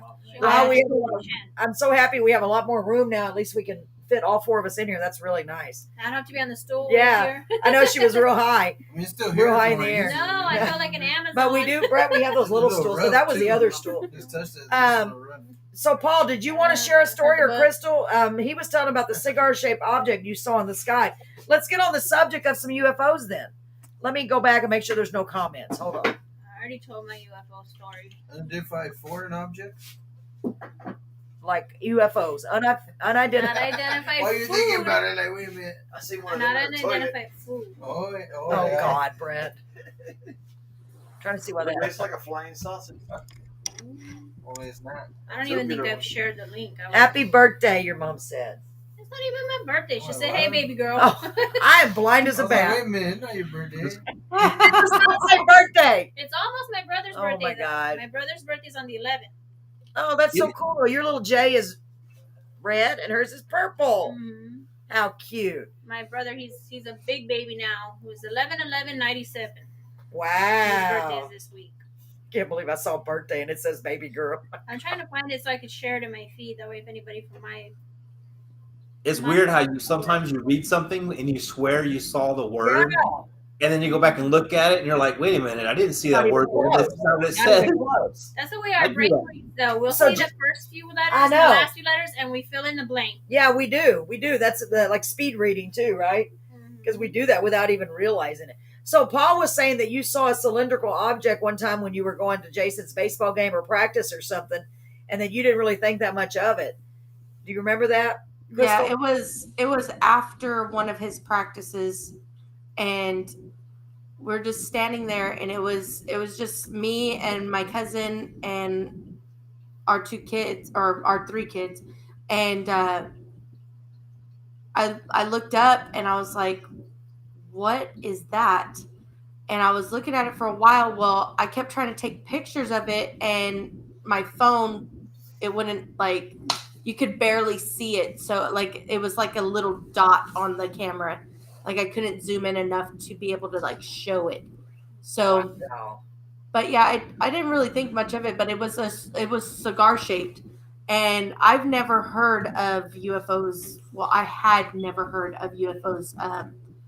People spotting like cigar shaped UFOs, and that's a pretty recent occurrence, isn't it, Paul? Yeah. It hasn't been that long. I've been hearing about it. Maybe 2.5 years, 2 years. Do you need a phone stand? No, it's fine. Okay. It's just my mom's on And wow. I had never heard of them. And then one day, Paul was talking about the cigar-shaped UFOs, and I was like, "Oh yeah, I saw one of those like a couple weeks ago." And he's like, "What do you mean you saw one of those a couple weeks ago?" He was so upset that I did not. Yeah, that you didn't tell him right away, so he could haul butt over there and look, right? And I was like, "Oh well, I didn't think anything of it. It was whatever." Wow. I mean, but that week was really crazy, because I had seen something, I want to say a couple days before that too, that was a UFO. Like I didn't know what it was, but there was something in the sky. It wasn't a plane, it wasn't a helicopter, but it was metal because it was shining, and but I couldn't tell like the shape or anything of it. And then then I saw that, and then I want to say in between those two, or maybe before the first thing, me and my stepdaughter had gone to Walmart, and it was real late, like 2-3 o'clock in the morning, and They used to do that almost every night. They go to Walmart. oh yeah, that was So our it's thing. not That was 24 I know. actually my oldest stepdaughter is actually very upset because she's like, we can't do our 2 o'clock runs That's to what- yeah. Walmart anymore, and I'm like, yeah, I know. And then I do cakes and cookies, so I'm up all night doing that. And if I don't have everything, then I'm kind of screwed because I can't go to Walmart and pick it up Go in the anymore. middle of the night in our pajamas and just go for a snack run. Just literally, we would go, just go get snacks and come home. It was just the thrill of going at that time, especially because when it's you're like kid. you're not supposed to be out that late. Yeah, and then in your pajamas, like, ooh, they're gonna see you. Just a fun thing we used to do. It's midnight. Do you know where your children are? Yes. The people of Yeah, so that was things we did. Well, now everybody goes in their Don't pajamas. judge me, Brett. Nobody So- cares anymore. So one night, we went to Walmart, and I was walking through the little girls' clothing section, just cutting through, and it literally felt like the floor turned to jello on the right side of my body. Like my leg and foot went through the floor. And I kind of just like, okay, that was whatever, right? Just I'm tired or something, And I turned around, and my stepdaughter was walking behind me, and she was like, "What the hell was that?" And I was like, "What do you mean?" And she was like, "I mean, what was that? Because you went down, but your legs didn't bend." And I was like, I don't know. I was like, it literally felt like my foot went through the floor. And she's like, what? And I was like, I don't know. I was like, I thought I was just crazy. But then she was like, no, I saw you. Your body went down, but your knees were not bent. And I was like, what? So then I see the two things in the sky, and that was just insignificant because it was like, really? And on the way to Walmart that night, we had seen this huge flash, like literally like somebody took a picture with the flash on. It was this huge flash that went across the whole sky. There was no lightning. Maybe or something. Whoa. There was no lightning. There was no rain. There was no thunderstorm. No nothing. I mean, the sky was clear, and it just happened one time. It was this huge flash. And then we go into Walmart. That happens. We come out of Walmart, and on the way home, in the same spot, we see big old flashes. Wow. And then nothing else the whole way home. Glitch in the Matrix. Well, Yep. who knows, right? I mean, I guess anything's possible, really. Who am I to say, right? So a cigar-shaped surprises UFO me was like, whatever. I almost went through the floor and then flashed in the sky. That was nothing. That was just a cigar in the sky. Wow. Just a regular Tuesday. Let me This- Yeah. Welcome to the day in our lives. Yes. What are your thoughts on those videos you see like on YouTube? Like Yeah, some pretty crazy things have happened. I think I know you had mentioned about the cell phone or about the phone call thing. Yes. I actually got a phone call from my aunt, Nini, while I was sitting in her funeral service. okay. Hold on, guys. Lala's going to leave. You leaving? Thank you for coming to keep me company. Thank you for Oh yeah. You're welcome to join us anytime. Carolyn. Yes, thank you for keeping me I'll get your scared. shirts eventually. Oh yeah. Oh, yeah. Don't let me forget to send those shirts. I know, but you never told me that story. Yeah, I have. You have told me that story? Thank you, Lala. Let me move so you get out. Hold on. Let's settle this like adults. It is rock, paper, scissors. She gets it too. Her party. Everybody's like, what? I thought it's I was sign language. I thought it was sign language. One little I thought it girl. was sign language. I Rock, paper, Miss scissors. 10 piece. Miss Yeah. 10 piece. And I'm like, no, that's not what it I was is. gonna say, man, he's trying to say something sign language. I just do a lot of t-shirts. I kind Yeah, of you do got the middle t-shirts. finger So on. Yeah. Then you'd be like, oh, I get know it. that. I've Read between seen the it. lines. So Brett, come join us. Come get on the end so we can share. come get in the He skin. don't want to. Yeah, come on, Brett. Not yet. Okay. He's taking a break. I'll be there. He's Look- been He's always taking a break. chauffeuring so I don't get lost. No, that's good. I like your Donovan. I like your little alien. That's cool. Donovan, have you or anyone else on here experienced any type of? I'm telling you, we've had so. But she can read tarot. Okay, I don't even know what That's you're your mom talking about. talking Yeah, I know about? what she's talking Yeah. about. I just don't know who she's talking about. I think you. Me? Yeah. You're just now seeing. I was told by a shaman. Oh, okay, yeah. She come to him for Who are you I talking know- about, Mom?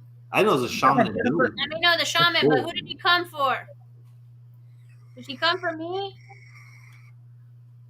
I remember getting my cards read. I was like in 5th grade, and I don't know. I was probably being weird and stressing you out. So you probably had me to go try to figure out what was wrong with me. And all I remember was him telling me that I was gonna pass my TOS test and to stop stressing about it. That's all I remember. really? Yeah. Wow. I was young. Oh, Nikki? Well, what about Nikki, Mom? Was Nikki the one the shaman went to? Is Nikki your sister? No, she's my mom's friend. She was Oh, kind of okay. like, yeah, no, the shaman he was was in in, Dilly. yeah, no, I understand that, Mom. The shaman was in Dilly, but who did the shaman speak to? Like, you had said on there that he came for somebody, or he was drawn to somebody.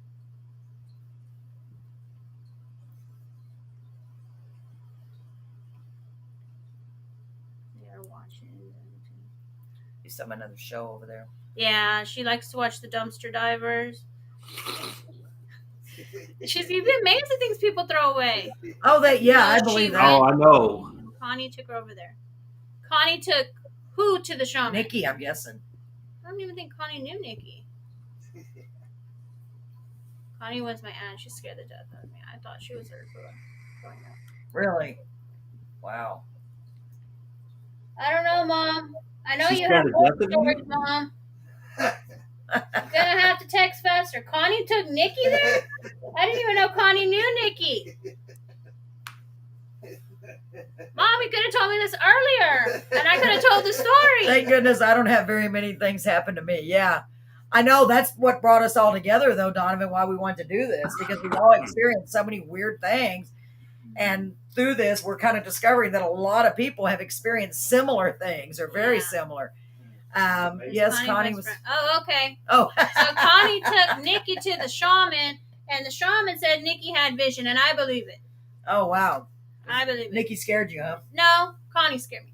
But Nikki has a gypsy soul, Oh, okay. a wandering soul. Like there's no home. Oh, She's wow. always searching for something. Wow. Connie That's used to what I say about my mom. I wonder what's wrong with Yeah, her. you have said that about your mom. They'd get along good, wouldn't they? Yeah, she's a free spirit. You're not gonna hold her down. Yeah. So has anyone on here ever experienced, let's talk about UFOs for a minute, since we already got on that subject. Anybody else on the page here, have anybody experienced any UFOs? You seen any UFOs or had any experiences? Scared the heck out of Connie. She was afraid of her. Yeah, I bet. Yeah. I bet. So I've had 2 experiences with UFOs. But I want to tell the one that Brett and I and the whole family witnessed together, because that was so crazy. So crazy.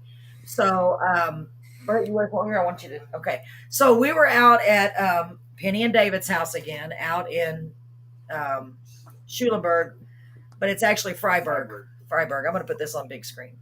Yeah. I can't keep up. Yeah, it's hard. So we were out in Schulenburg, which actually it's Freiburg. It's on the outskirts of Schulenburg, out in the middle of the country where they live, next to that church that was built in the 1800s.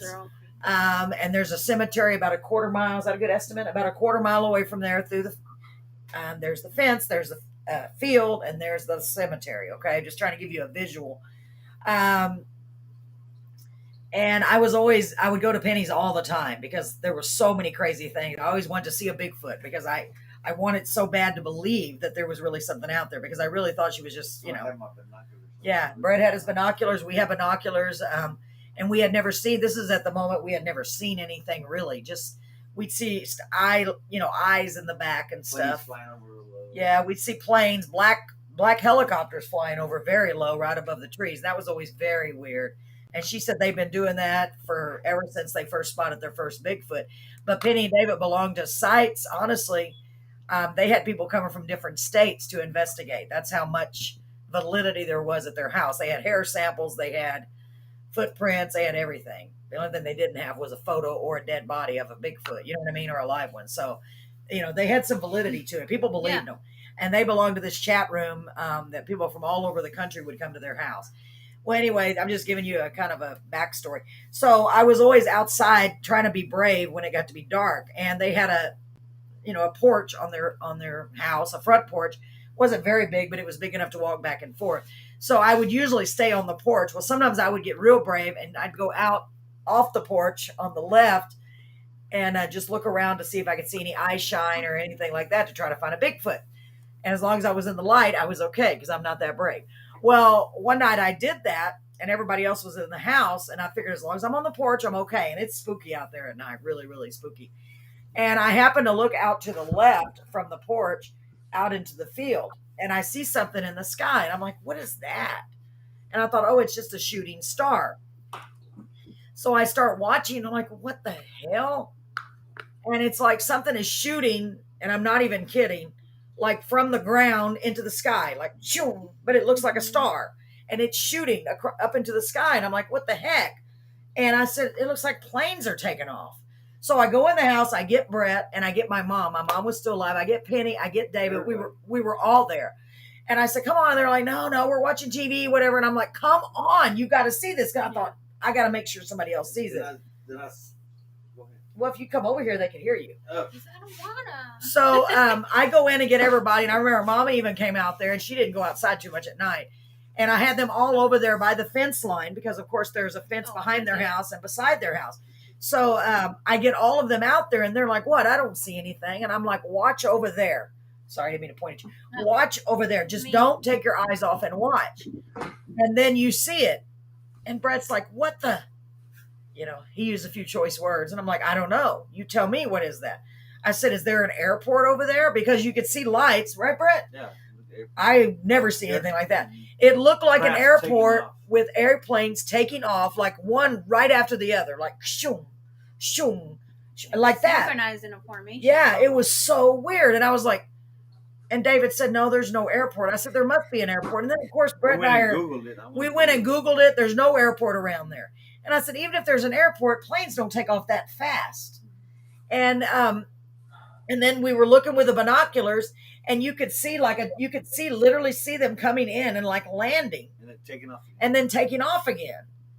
And I said, there's got to be an airport. It's got to be an airport. But it was so fast, right, Brett? It wasn't just every few minutes. They were like touch and goes. Like said, touch is and there a goes. military base around there?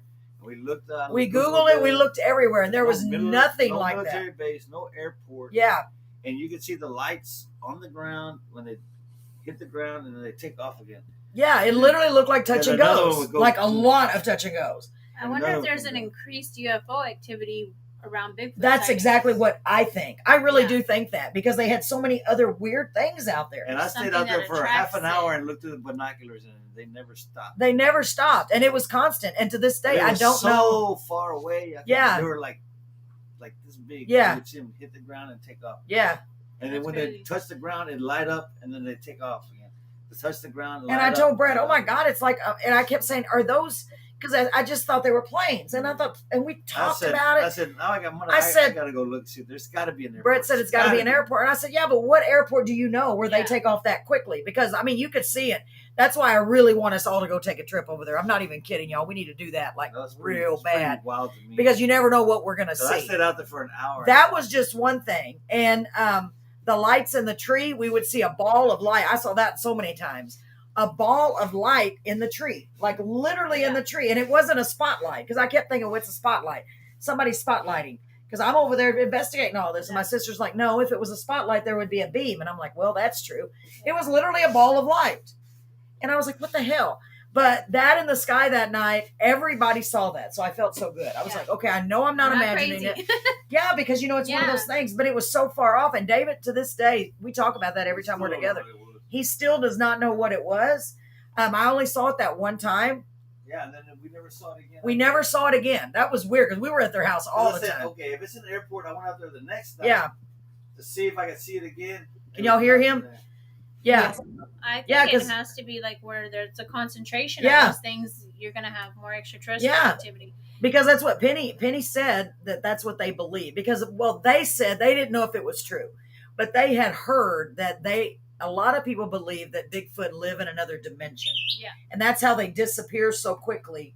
There is a lot of stuff out there about that they are in another dimension, and when you see it, it's because basically the portal opened. Yeah. Well, Penny and David have a recording, and I wish more than anything in this world I could get that. But they've since Penny's died, and before that they had a house that burned. They had all kinds of stuff, and they lost everything in their storage building. But they had a VHS tape, and I saw this with my own eyes, and so did Brett. This scared them so bad that they called the police, and the police confiscated it for days. Oh wow. So, and I don't even know how to describe it, Brett. They had a camera outside their window, just like I was telling Donovan earlier to put a camera or something outside, right? So they have a camera outside their window to try to catch Bigfoot. And you can see in the camera, you see a big ball of light, huge ball of light, right, Brett? Coming towards the camera in their yard. And as it gets closer, you can see what looks like spines on the outside of it. It's perfectly round, but there's that's the only way I can describe it. Like spines, like a little, how would you say that? Spines? I don't know what it comes through. Appendages. It looks like the sun. Yeah, it almost looks like the sun, but there's no way it's the sun. And it got closer and closer and closer, like it's in their yard. So Penny calls David and says, this is a live camera, by the way. You know what I mean? It's not recording. It is, but they're seeing it live on the camera. And Penny's like, this is David, there's a big light in the yard. So David rushes outside to where the camera is, and he sees nothing with his naked eye. But she's watching it the whole time. And they've got this on video. It is the weirdest thing ever. I wish I could have that tape more than anything. And it gets bigger and bigger, and the little spiny things are moving. And it gets huge, and the whole sky lights up. It's during the day. You see him in the picture. You see him in the picture, and it's during the day. But he doesn't see anything. Yeah, he don't see anything with that. The whole sky lights up, and I'm not even kidding when I say lights up. It lights up. And then all of a sudden it goes shoo, and it takes off like in a split second, and you can only see it barely in the distance, and it disappears. Then it comes back. And they got so scared, they called the cops and said, something is in our yard. We don't know what it is, but something is. And they didn't scare easily. Any kind of shapes like this? They didn't scare easily. Those are biblically accurate angels. And those people didn't scare easily, so. I mean, if you're seeing it through if light, they were scared, Yeah. Something. Yeah, they didn't scare easy. And the cops took it and said, oh, it's just the sun. And I'm like, they were like, how can it? See the sun. The sun doesn't move like that. You know what I mean? While they're watching, it's doing this. Hold on, I want to look at that in a minute. Yeah. It's getting closer and closer. And it is the weirdest thing I've ever seen. And they kept it for days and days and days, didn't they? That's what Penny said. They had to finally go ask them for it back. But they were acting really weird. The cops was like, oh, no, it's just the sun. And then they started seeing more and more of those. Remember that? That's when they started seeing the helicopters flying over their house really low, the black helicopters. And I saw them in my own eyes, so did Brett, like right at the trees. And jets, you could not see any identifying marks. I'm not kidding.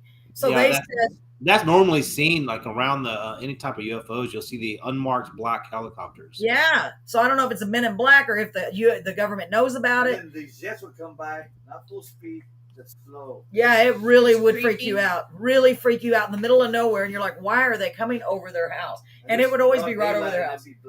And then they'd be flying over the field out there, which is where all the Bigfoot, sightings were. Well, that makes sense to me because it would be like an interdimensional portal, like the way the ley lines are, that there's so much activity there. So you're going to get UFO, Bigfoot, everything. And that makes sense with the dimension thing. Yeah. Because, it could be a version of star people. That pond was where we went to that lake and the frogs just stopped. Yeah, we were watching a story on TV the other day where they had the exact same thing.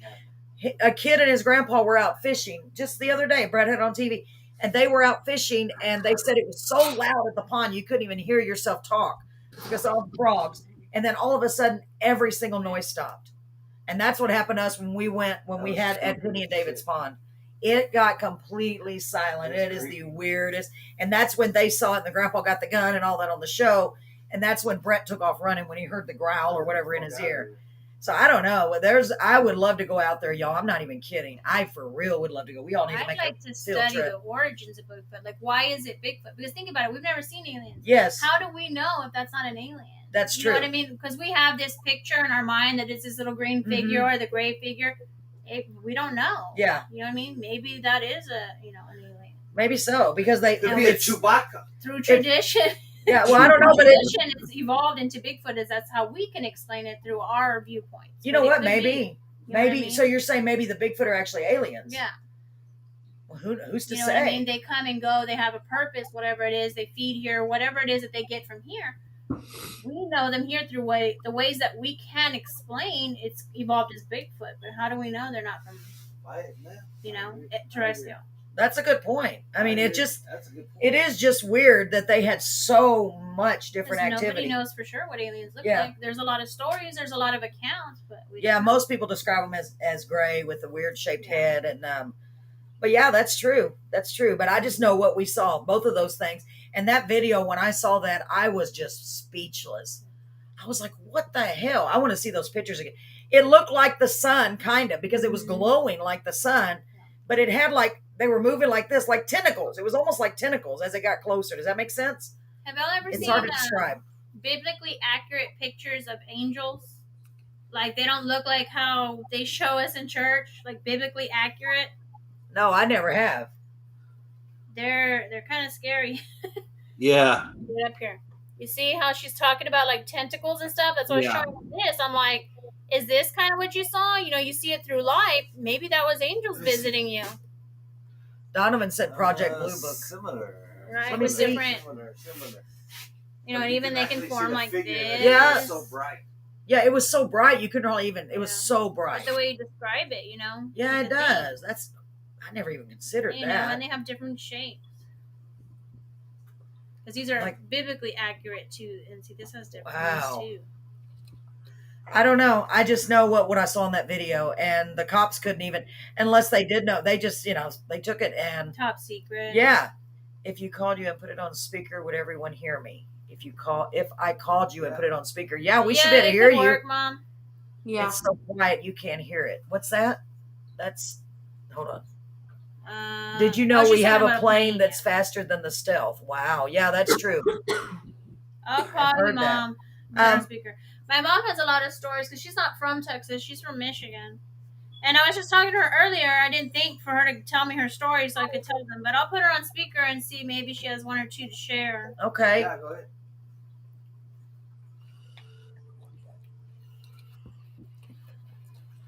I'm out of here, guys. I gotta go to bed. Crystal's gonna stay on because I have to get up early and I have to drive to Conroe tomorrow. Oh gosh, please be careful, Paul.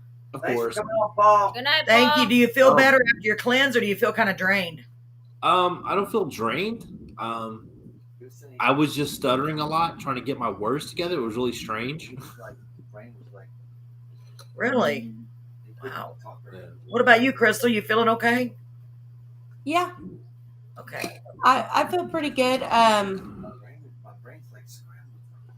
I have my thoughts are going wild. Yeah. But yeah. Like my brain never shuts off, but it's like extreme right now. And I'm just glad I don't have anything attached to me. It was just a mask. It's just you. It's just you. So you didn't detect any attachment on him? No That's attachment. That's good. That's good. It's just because he pretends. It's based in trauma. It's Yeah. it's a Which is very coping and a survival technique. Well, I'm glad. Can you hear, Mom? Like, speak louder so we can see if we can hear you on here. There's a microphone. I can hear y'all, but I don't know if you can hear me. Well, Can y'all hear? Okay, Y'all Crystal can hear? shook her head. Yes. That's my mom. Okay, Mom. What story do you have? Well, you guys have been talking about aliens. Yes. Mm-hmm. This is my theory of aliens. These aliens are actually us, 150 to 200 years into the future. and they're coming back. Maybe because you hear all these people getting abducted, and kids are ran on them. You know, everything they're brought back. That's true, yeah. You're also talking about Bigfoot that come from a different dimension. Right? I'm seeing tracks up in Michigan of Bigfoot. Oh, yeah. All over the north. They used to have a camp. And I don't think he's just one. I think there's more than one. Oh yeah, that's what I learned. I didn't know that either. There's a lot. A species of Bigfoot. Yeah, there's a whole species. Yeah, they're everywhere. From what I'm hearing. Okay. I think they're coming back in time. You know, to get, you know, they're running those tests on people. And maybe there's something that's going to affect us 200 years from now. To like prevent and study. I do believe that they have an alien. Oh yeah, That they have a what? an alien. Very good one. She likes to watch a lot of conspiracy like us. Yeah, we do too. Yeah, we believe that. I definitely believe that. Yeah. There is a plane. You want to call it a plane, but to me it doesn't look like a plane. Yeah, they look weird. I know which one you're talking about. I remember when they released a picture. Yeah, I agree with you, Gene. It's very quiet. It has very bright light, Mm-hmm. and I think some of the things we're seeing, not all, but some of the things we're seeing Is our own government. protecting. Oh yeah, I completely agree with that. Of course, they deny it anytime someone asks. Well, see, they passed this thing where they're slowly starting to debrief those. I know, The Pentagon is because slowly starting it to came debrief out, so them. they have no choice Yeah. now. Those pilot Mhm. videos. I've been looking for The airstrip called, we used to call it the runway or the, you know, I guess the runway or some of the old airport, what we used to call it. Mhm. Yeah, we used to go there and pick wild blueberries all the time. Yeah. There used to be an airstrip for K.I. Sawyer base. They have a military base up there where I'm from called K.I. Sawyer. Uh-huh. They shut it down years ago, Wow. but it was there. They shut it down because it was a Navy base because they used the Great Lakes. Mm-hmm. Was it? Lake Superior is so old, they could not do the training yet. Was it haunted, Mom, or did you see something there? That's where a lot of them, they say that they've been landing. Oh, those special. Oh, I believe it. And then they have the stories about Lake Superior. about Lake Superior. They She have used to the live right there. really they have the UFOs that where they go in the water too. How far did you live, Mom? You used to walk, right? You used to walk to Lake Superior. Yeah, I only walked 2 blocks from right there, Lake Superior. Oh, whoa. Yeah. I used to walk along the beach 2-3 miles up, 2-3 miles the other way. Wow. They lived right there. That's where my mom lived. Wow. I know across the highway there is the Audrain Cemetery. Yeah. That's what my grandparents, one of my great-grandparents on my dad's side, the McCullums, were both buried there. There's nothing but Indians in there. Yeah. Buried. And they say there's a lot of movement in that cemetery. Yeah. Wow. A lot of the stuff dates back from the Indians. Yeah. See, that shaman I was telling you about, that's from the Indian reservations. He was a medical man, a medicine man. That happened to come down here. last week. Him and his 2 daughters. He's traveling. He passed away. His daughter got his power. Oh, Very good. I mean, he was right spot on. Wow. Connie kept thinking down there. He just kept dreaming about Zachary drowning. You don't know Zachary. Zachary was Mickey's baby brother. he did drown, didn't he?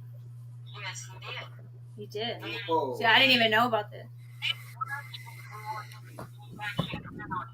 He Nikki kept dreaming of it. I bet. Connie took her down to that Shonoman down there. And that Shonoman just hands. He read her the lines. You know, the lines in her hand. Yeah.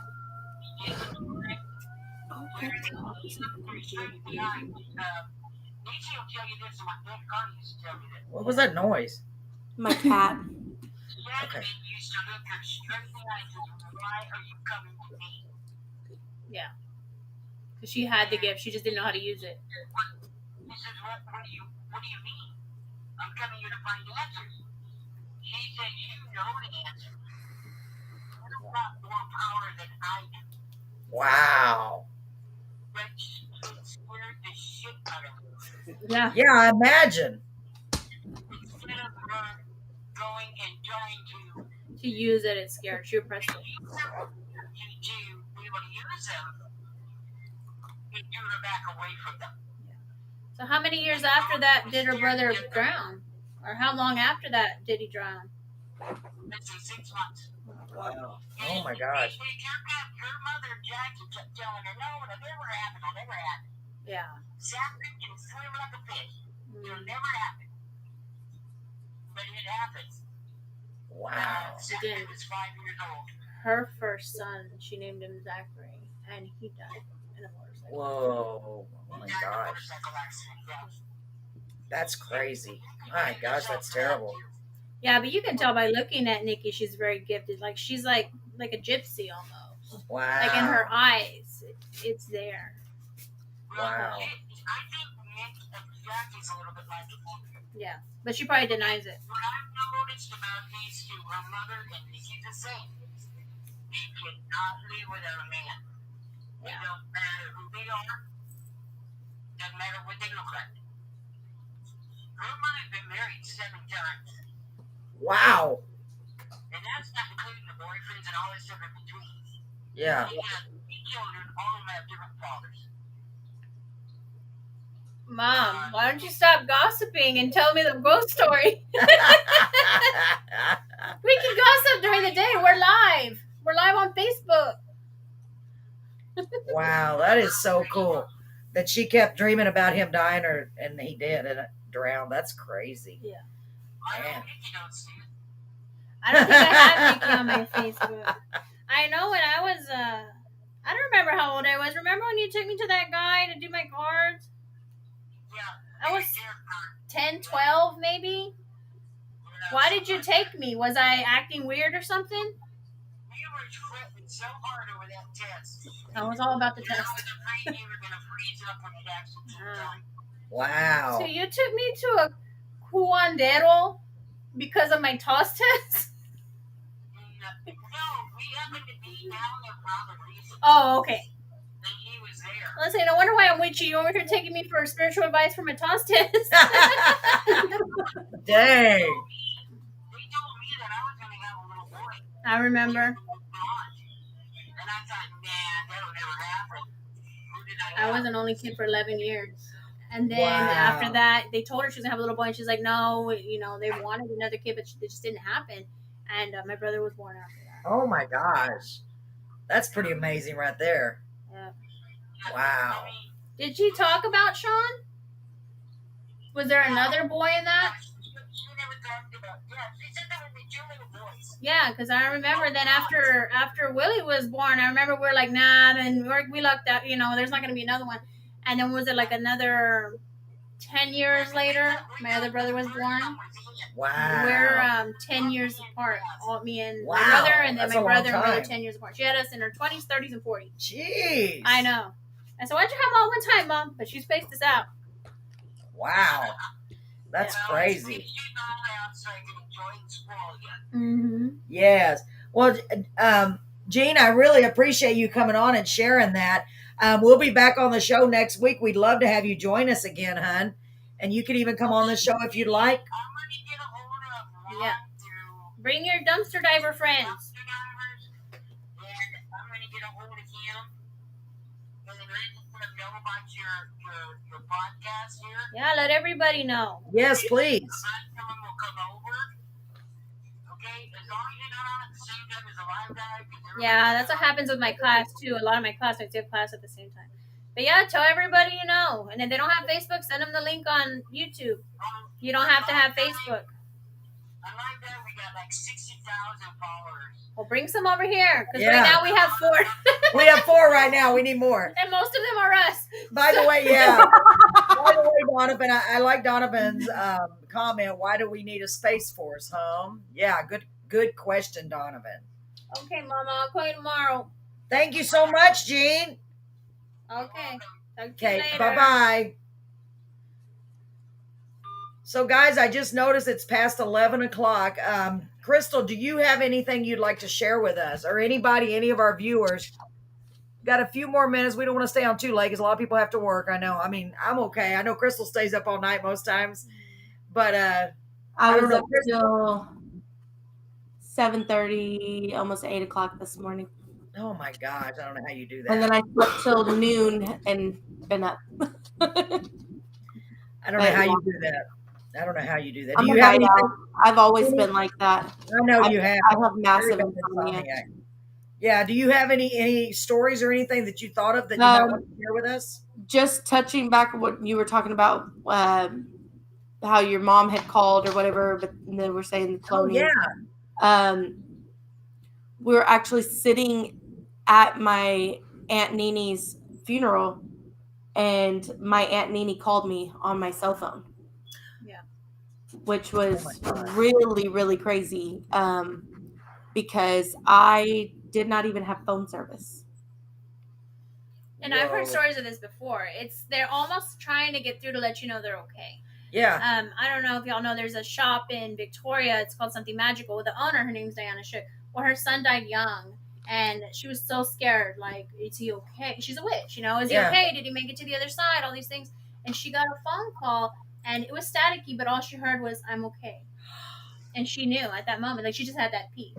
Wow. Like, somehow, sometimes they want to reach out and let you know because they're worried about the state they leave you. Wow. So you hear So did you hear any voice or anything when you With answered? mine, there was nothing there, but it was really freaky because, like I said, I didn't have phone service. My phone literally got disconnected the day my aunt died, the morning of, and my cousin had to actually go roundabout and tried to hunt me down to let me know that my aunt was that she was dying, and we made it literally just in time, like to say our last goodbyes, and that was it.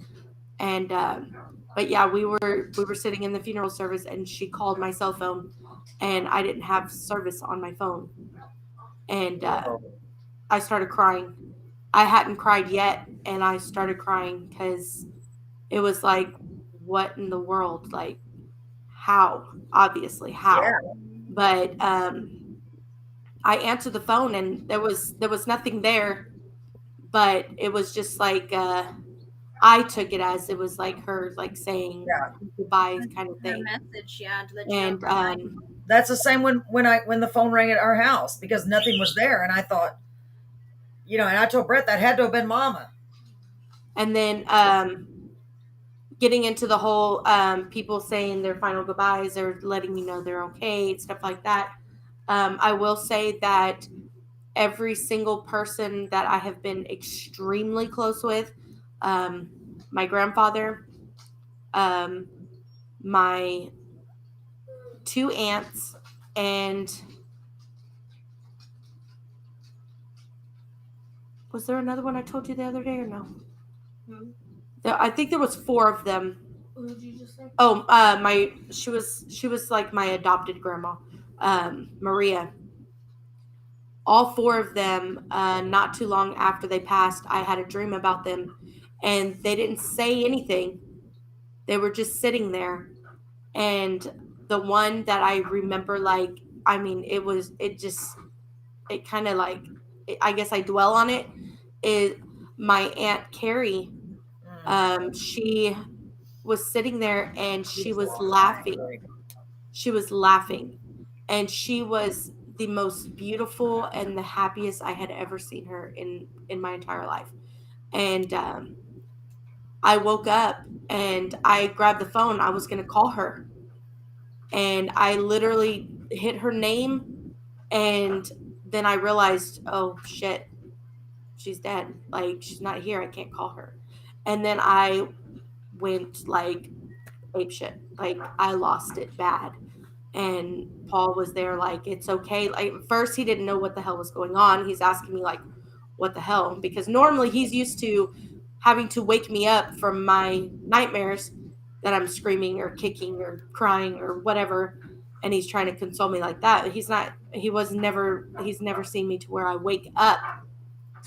And then I'm like, it's like I was still kind of like gone. Like I wasn't fully here. And then when I went to click her name, then it like registered like she's not here anymore. I can't call her.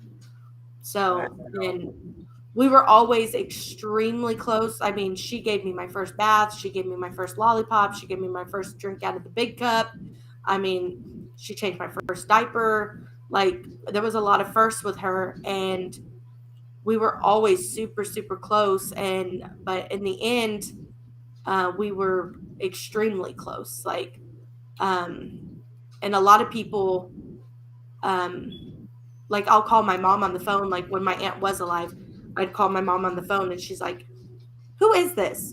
Because it says my name on the phone, but I sound like my Aunt Carrie.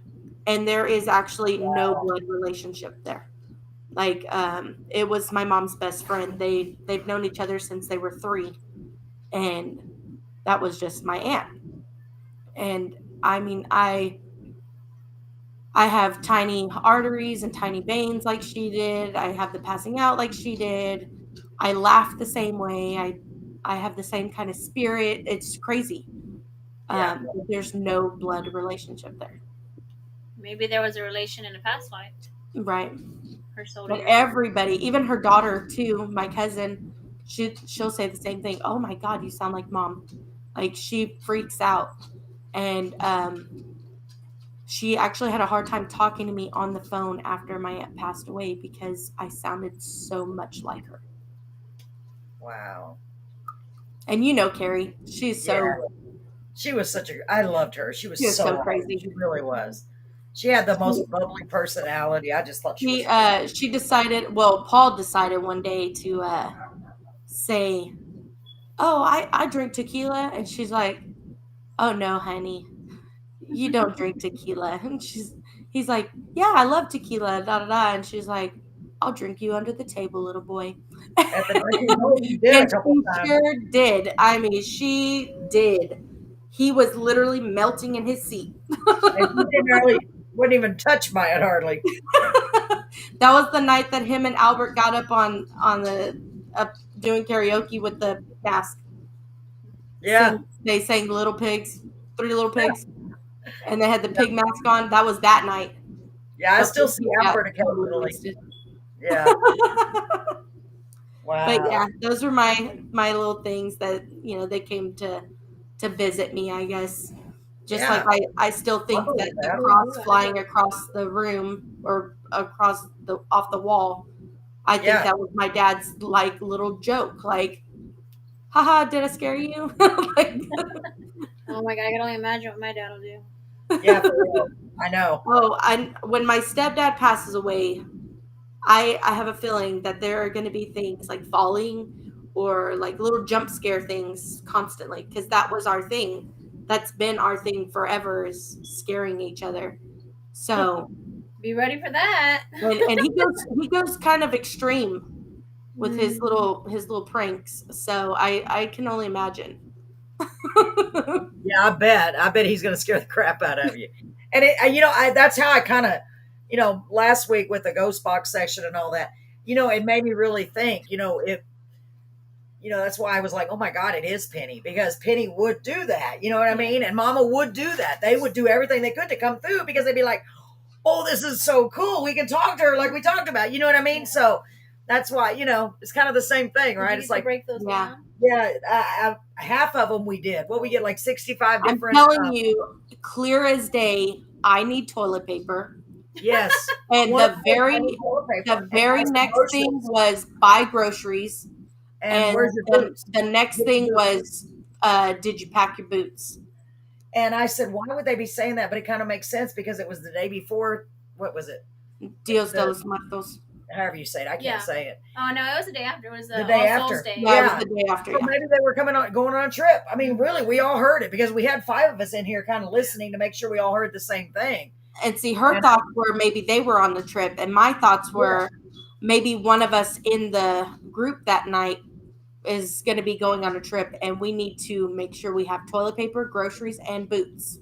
Maybe. I don't know. So I'm like, if anybody goes on a trip, they better not forget those 3 things. I wrote down all of the things, and I hadn't even gone over them yet. These are what we heard, where we say, I don't know what to ask. And then it says, ask what, or guess what? Ask me what, guess what? When we ask, are you a good spirit? We heard yes. Are you free from pain now? Now, this is the one that really got me because I heard this clearly. I heard, I reckon. And Mama always said, I reckon. And I like, I'm the only one that me and Brett would be the only ones that know. Yeah. And somebody else said they thought it said sort of or sort of. I still heard, I reckon. I did. I heard it. Are you free from pain? And to me, it sounded like Mama's voice. Well, it's over. It's over. You know what I mean? It's like matter of factly. And why are you here? And then we heard 2, but we couldn't make out whatever they said. Have you gone into the light? And we heard yes. And then we heard a voice say, now what? And then to me, clear as a bell, Marilyn. Yeah. Marilyn, like that. And then we heard a voice saying, move around or move away. Give me room. You know? And then I said, after I said, are you glad we're doing this show? And it was Penny's voice again saying, do it. All right. And that's something Penny would say because she loves stuff like this. And it said, that was Penny. Yes. I can't read this anymore. Yeah, I said, I've got your diamond pictures behind me. And she said, yes. After I said, we were always exploring. And then I heard clearly, did you sleep? Sound like my mom's picture. My mom's voice, really, did you sleep? And I was like, whoa. And then we were talking about Red and we heard Red. Because he just passed away. He was the last one. Red again. And then another voice said Vanessa. Now that's weird because I just kept saying Mike that brought the thing. Nobody here knew their names. Vanessa is Brett's other daughter. Oh, okay. You know, we miss you too. We heard that. And then this is the one that kind of, when we were saying, try to talk louder, try to come over here and talk louder. And we heard, I'm underwater and I'm trying. And I thought the underwater was kind of weird. And then it I heard, actually sounded like the voice was underwater. Yeah, it did, didn't it? It was really crazy. It was really weird, yeah. And then it said, must be Carolyn. Remember, we heard that. Yeah. Must be Carolyn. And that sounded like Mama. It really did. And I don't know what else to say. And then hear me out. And so this is one time when I said, okay, I'm going to try something different because my mom had a nickname. They called her Beeville, which means little girl in German. Yeah. Well, of course, nobody in our group would know that. So I said, is Beeville there? And then you hear like they're calling her to come up there. Beeville. Oh, no. You know, it's almost like I could picture somebody over there going, you're up. Beeville, yeah, come on. And then question. And then, can you hear me? And I said, Mom, that's Paul. Do you know? And I heard Paul. And then, who are you?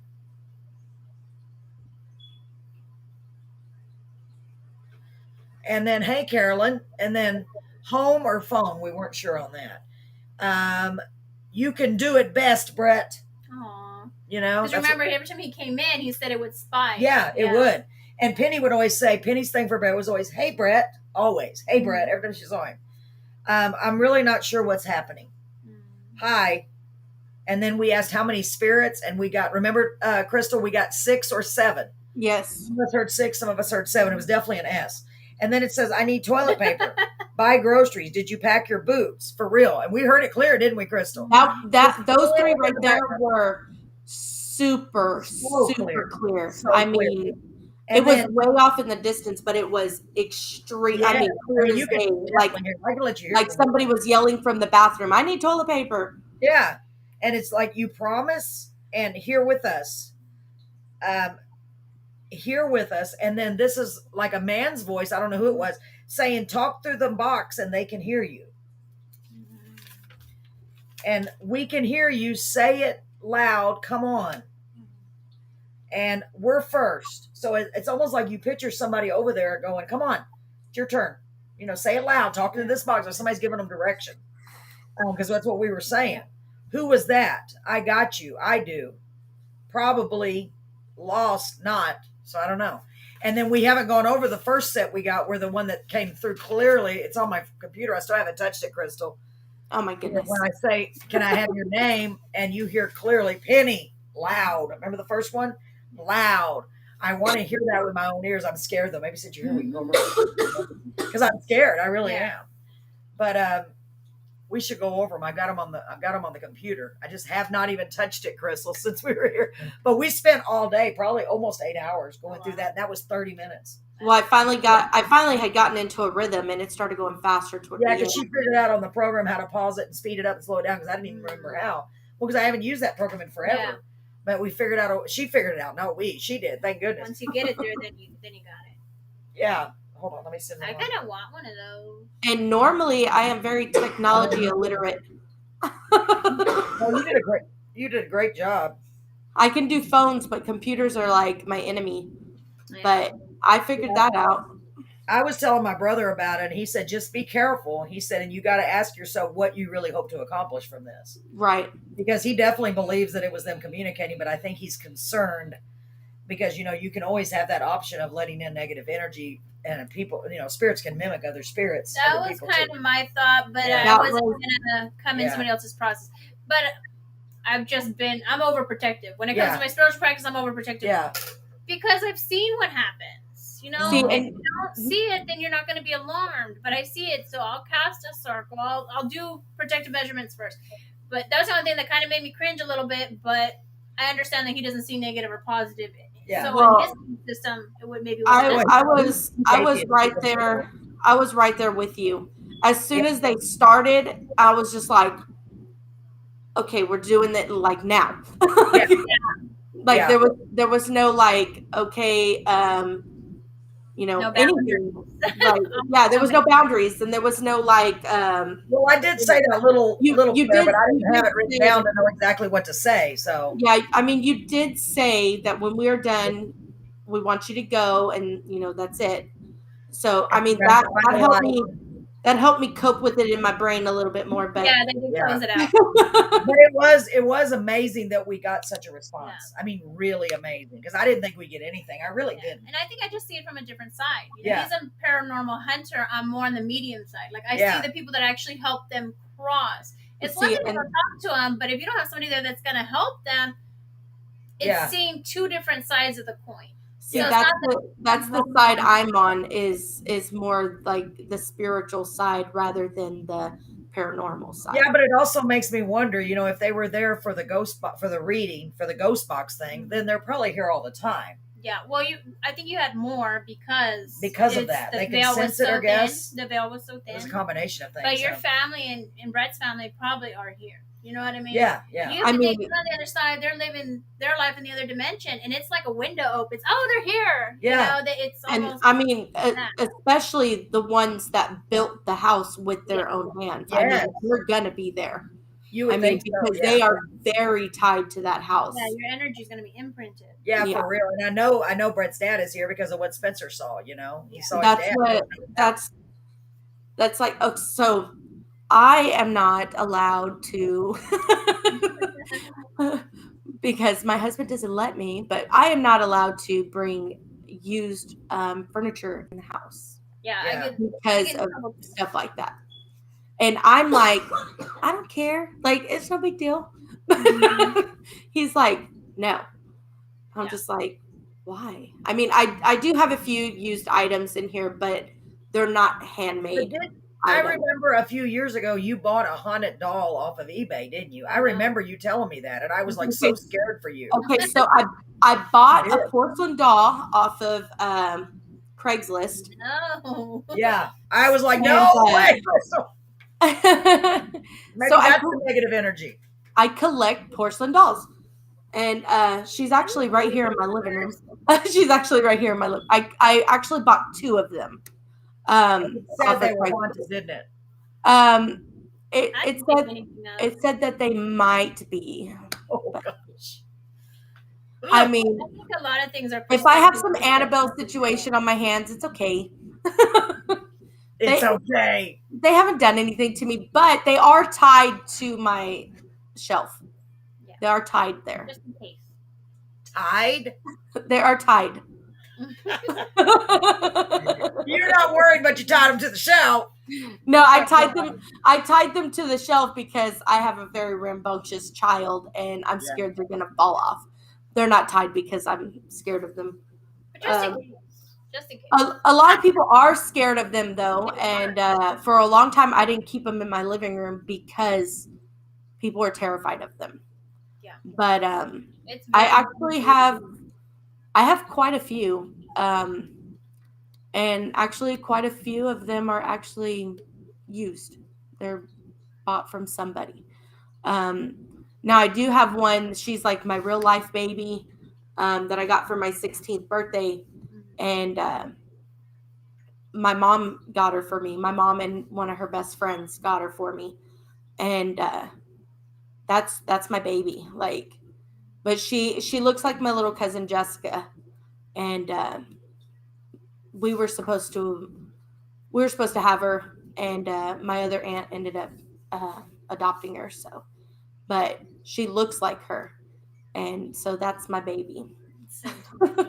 Wow. But I haven't had any issues with any of my dolls. I have not had any issues.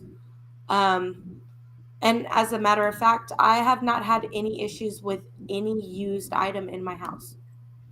Yeah, I didn't know years before. I was always the roadside We always got warriors. used stuff when I was Like, a kid. ooh, they put something out on the corner. Oh, That was me, but because my husband didn't like it.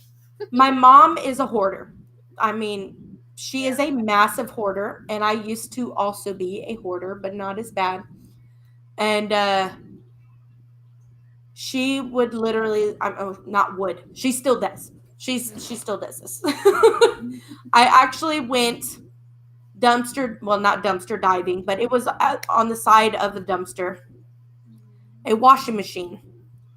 And I went with her and we loaded this sucker up into the back of my truck and we take it to her house and we're like, what is wrong with this thing? Because it was like a $900 to $1,000 washer. Like, it's a front loader. Why would they throw it out if there wasn't something wrong? Wow. I can't even think of the brand now, but it was a good brand. But yeah. Yeah, those are expensive. We take it to the house and we dissect this washer that we've literally never looked inside of a washer before, but we're going to fix it. So it took us, I want to say 7 or 8 hours working on this sucker, but I got that sucker working. Wow. Determination. I got it working, and it was literally just the springs and the shocks were just disconnected from the drum. That's all that was wrong with it. You got a really fancy washing machine for free. That's pretty cool. Somebody just wanted to work in to figure out what was wrong. Yeah, they probably had plenty of money. They're just like, I'll just get another one. For me, no, they did not. They were not somebody. It ended up being one of my mom's friends, and they do not have a lot of money, but they had so many issues with this washer that they finally just said, you know what, we got to get a new one. That's all there is to it. Oh, okay. They just gave so they threw it out, and my mom went and picked it up, and we got it working. Wow. And then she picked up a fridge from across the street from her house before she moved in here, and the only thing wrong with it was basically, instead of being a fridge and a freezer, it was a freezer. It was a whole freezer, and I'm like, why would you get rid of that? Why not use it just as a freezer? You really close everything. You could just use it as a freezer. Good point. Yeah. Wow. So she has that too. I used to do that. After a while, they just told me I couldn't do it anymore. I do that with animals too, though. Yeah, my mom. Well, we never had money when we were kids, so whatever. Honestly, most of the stuff we had was found. Honestly. Yeah, we got a lot of our stuff from garage sales and off the side of the road, in the dumpster, thrift stores, stuff like that, Goodwill. A few years ago that I learned to sage it before I bring it in the house. I kind of cleanse it like Yeah. We I didn't know bless anything about that back you. then. Yeah. Okay. Could have been why we had so many issues when we were kids, I'm Yeah, sure. who knows? But we didn't See- even know that was even a thing back Yeah. then. One of the things that we do, we didn't do it with this house only because it was a brand new home, but every house that we've moved into, and I'm the one that got Paul doing it. Every house that we move into, before we move in, I throw salt all over everywhere. And then I buy a brand new broom and I sweep it out with a brand new broom. And then I take that broom outside and I snap it in half and throw it in the trash. And I go buy a brand new broom to bring to my new house. And my old broom stays in my old house. That's how we do it. Oh, I never heard of that. So every time we move, we go through 3 brooms. Well, they're not too expensive. I guess that's a good idea. Yeah. Wow, I never heard of that. A lot of people do that superstition. Wow. So I can see sweep out the bad, I guess. Yeah. Yes. I don't know what the do it, salt like, has to do with it. Salt absorbs negativity. Oh, okay. A lot of people do it on That's New why Year's- they do the salt ring and stuff like on that. New Year's Eve, they'll put like salt on their floor and sweep it through the house, kind of like like with the vacuum, that powder. Yeah, yeah. They use salt and sweep it through the house, and after midnight, sweep it out. It's just get rid of all the old funk. Don't take it with us. Can't come. Interesting. But Wow. once you sweep it out, you're supposed to snap your broom. Yeah. Your broom does not enter back into your home once you sweep it out. Carries it all.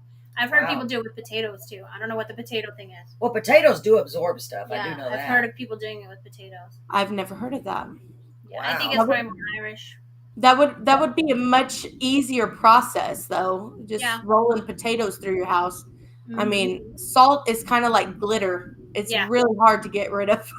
Yeah. I use the sea salt because it's thicker. That's what I I never thought of that. Well, next Yeah. time buy sea salt and do it. use. The thick one, or like ice cream. I've actually been thinking, because I've had so many people in and out and different things. I've actually been thinking about doing salt throughout my house again. I have a cinnamon broom on the back of my door, on the back of all my doors in my house. So that way when you open, it sweeps it. Like the energy, it Yeah. sweeps through. So I keep cinnamon brooms on the back of my doors for that. Cool.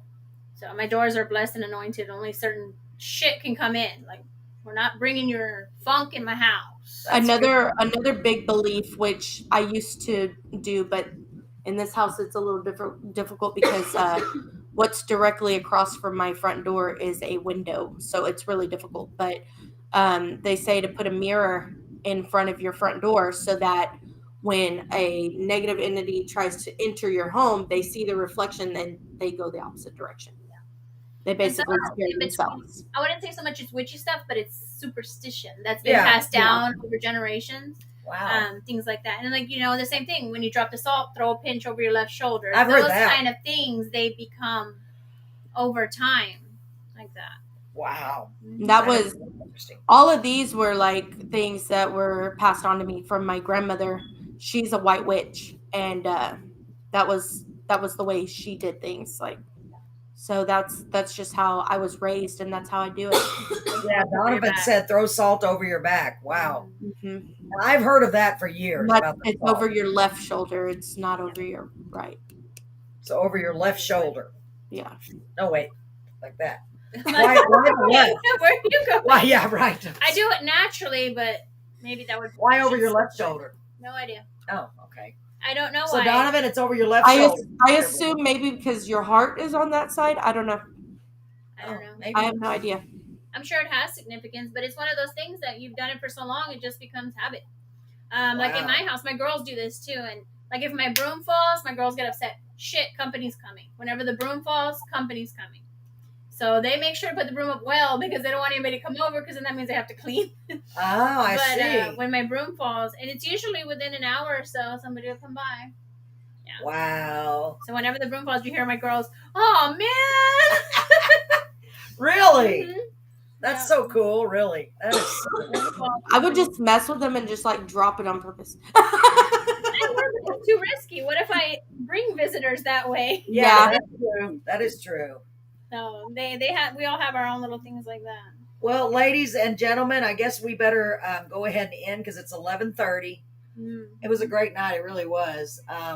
Start thinking of stories, anything that you've had happen. Ask your friends and relatives and family, you know, if they have anything they want to share or that you're able to share on their behalf. Okay, guys?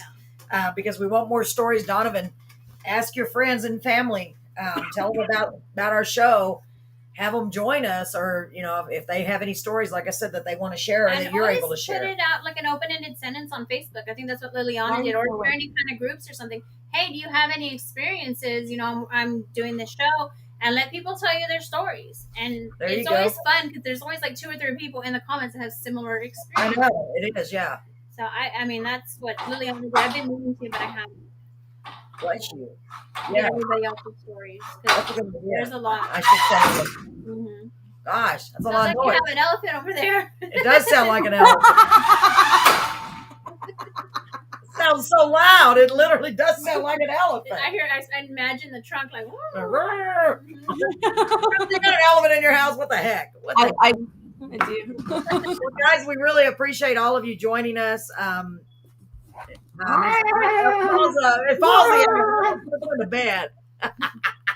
Yeah, he's supposed to be asleep. He has to get up super, super, super early. He does. Like Brett early. Oh God. Oh, wow. I think Brett is actually off tomorrow. Yeah, he is. Yeah, so that's good. I asked when he was off, he said Saturday and Sunday, and then all of a sudden he's off Wednesday, Saturday, and Sunday. I'm like, well, that's good. Because we found out we have a the grandbaby has a birthday party on Saturday as well. Already. So we're gonna have to miss most of it. We're gonna have to go over there early and hang out for a little bit and then come back. Yeah. So, but we'll make it work. So I might not get my hair off. It'll be still fine. It'll be fine. It'll be fine. It looks good. Yeah, like even I like camera, it. The color, yeah. I'm just like I keep looking in the camera, going, "Hey, it looks pretty good." Is that me? Yeah. I like it. They did a great job. Mm-hmm. All right, guys. Well, I hope y'all have a great night, and we'll see you back here tomorrow. Not tomorrow. Sorry. No, not tomorrow. We'll see you back here next Tuesday. Actually, Monday first. Are you going to have an after-hour show on Wednesday? Or after, yeah. No, we haven't been doing it. No? Okay. I need to do another one. Not tomorrow. Not tomorrow, but we'll be back on the radio show on Monday. That starts at 7:30, and then we'll be back here on Tuesday starting at 8, okay? And anytime y'all get a chance, ladies and gentlemen, those of you who are watching, come to our karaoke show. We will not be at the VFW on Saturday. I'm sorry. We will be at the 534 Club on Friday. So if y'all get a chance, it's all the way out there near the lake, but it's beautiful and a lot of fun out there. So come out and see us anytime. You're more than welcome. Donovan, Kimmy, all of you guys, anybody that's viewing, thank you so much for tuning in. We love you all, really. Remember to treat everybody you see with kindness, to spread a little bit of love. We all need it, right? Yes. We do need it. You never know what somebody's going through. Yes, that is They're so not going to show true. you. That is so true. And sometimes your words and your smile can literally be the difference between life and death. It absolutely can. Always speak life. Yes. And Krista, if we don't see you before, we'll see you on Saturday for sure. We'll let you know about the cab and all that. Okay. Y'all take care. We love you all, guys. Have a great night, okay? Alrighty. Have a good night. Okay. Good night. Bye. Bye-bye. Bye, Donovan.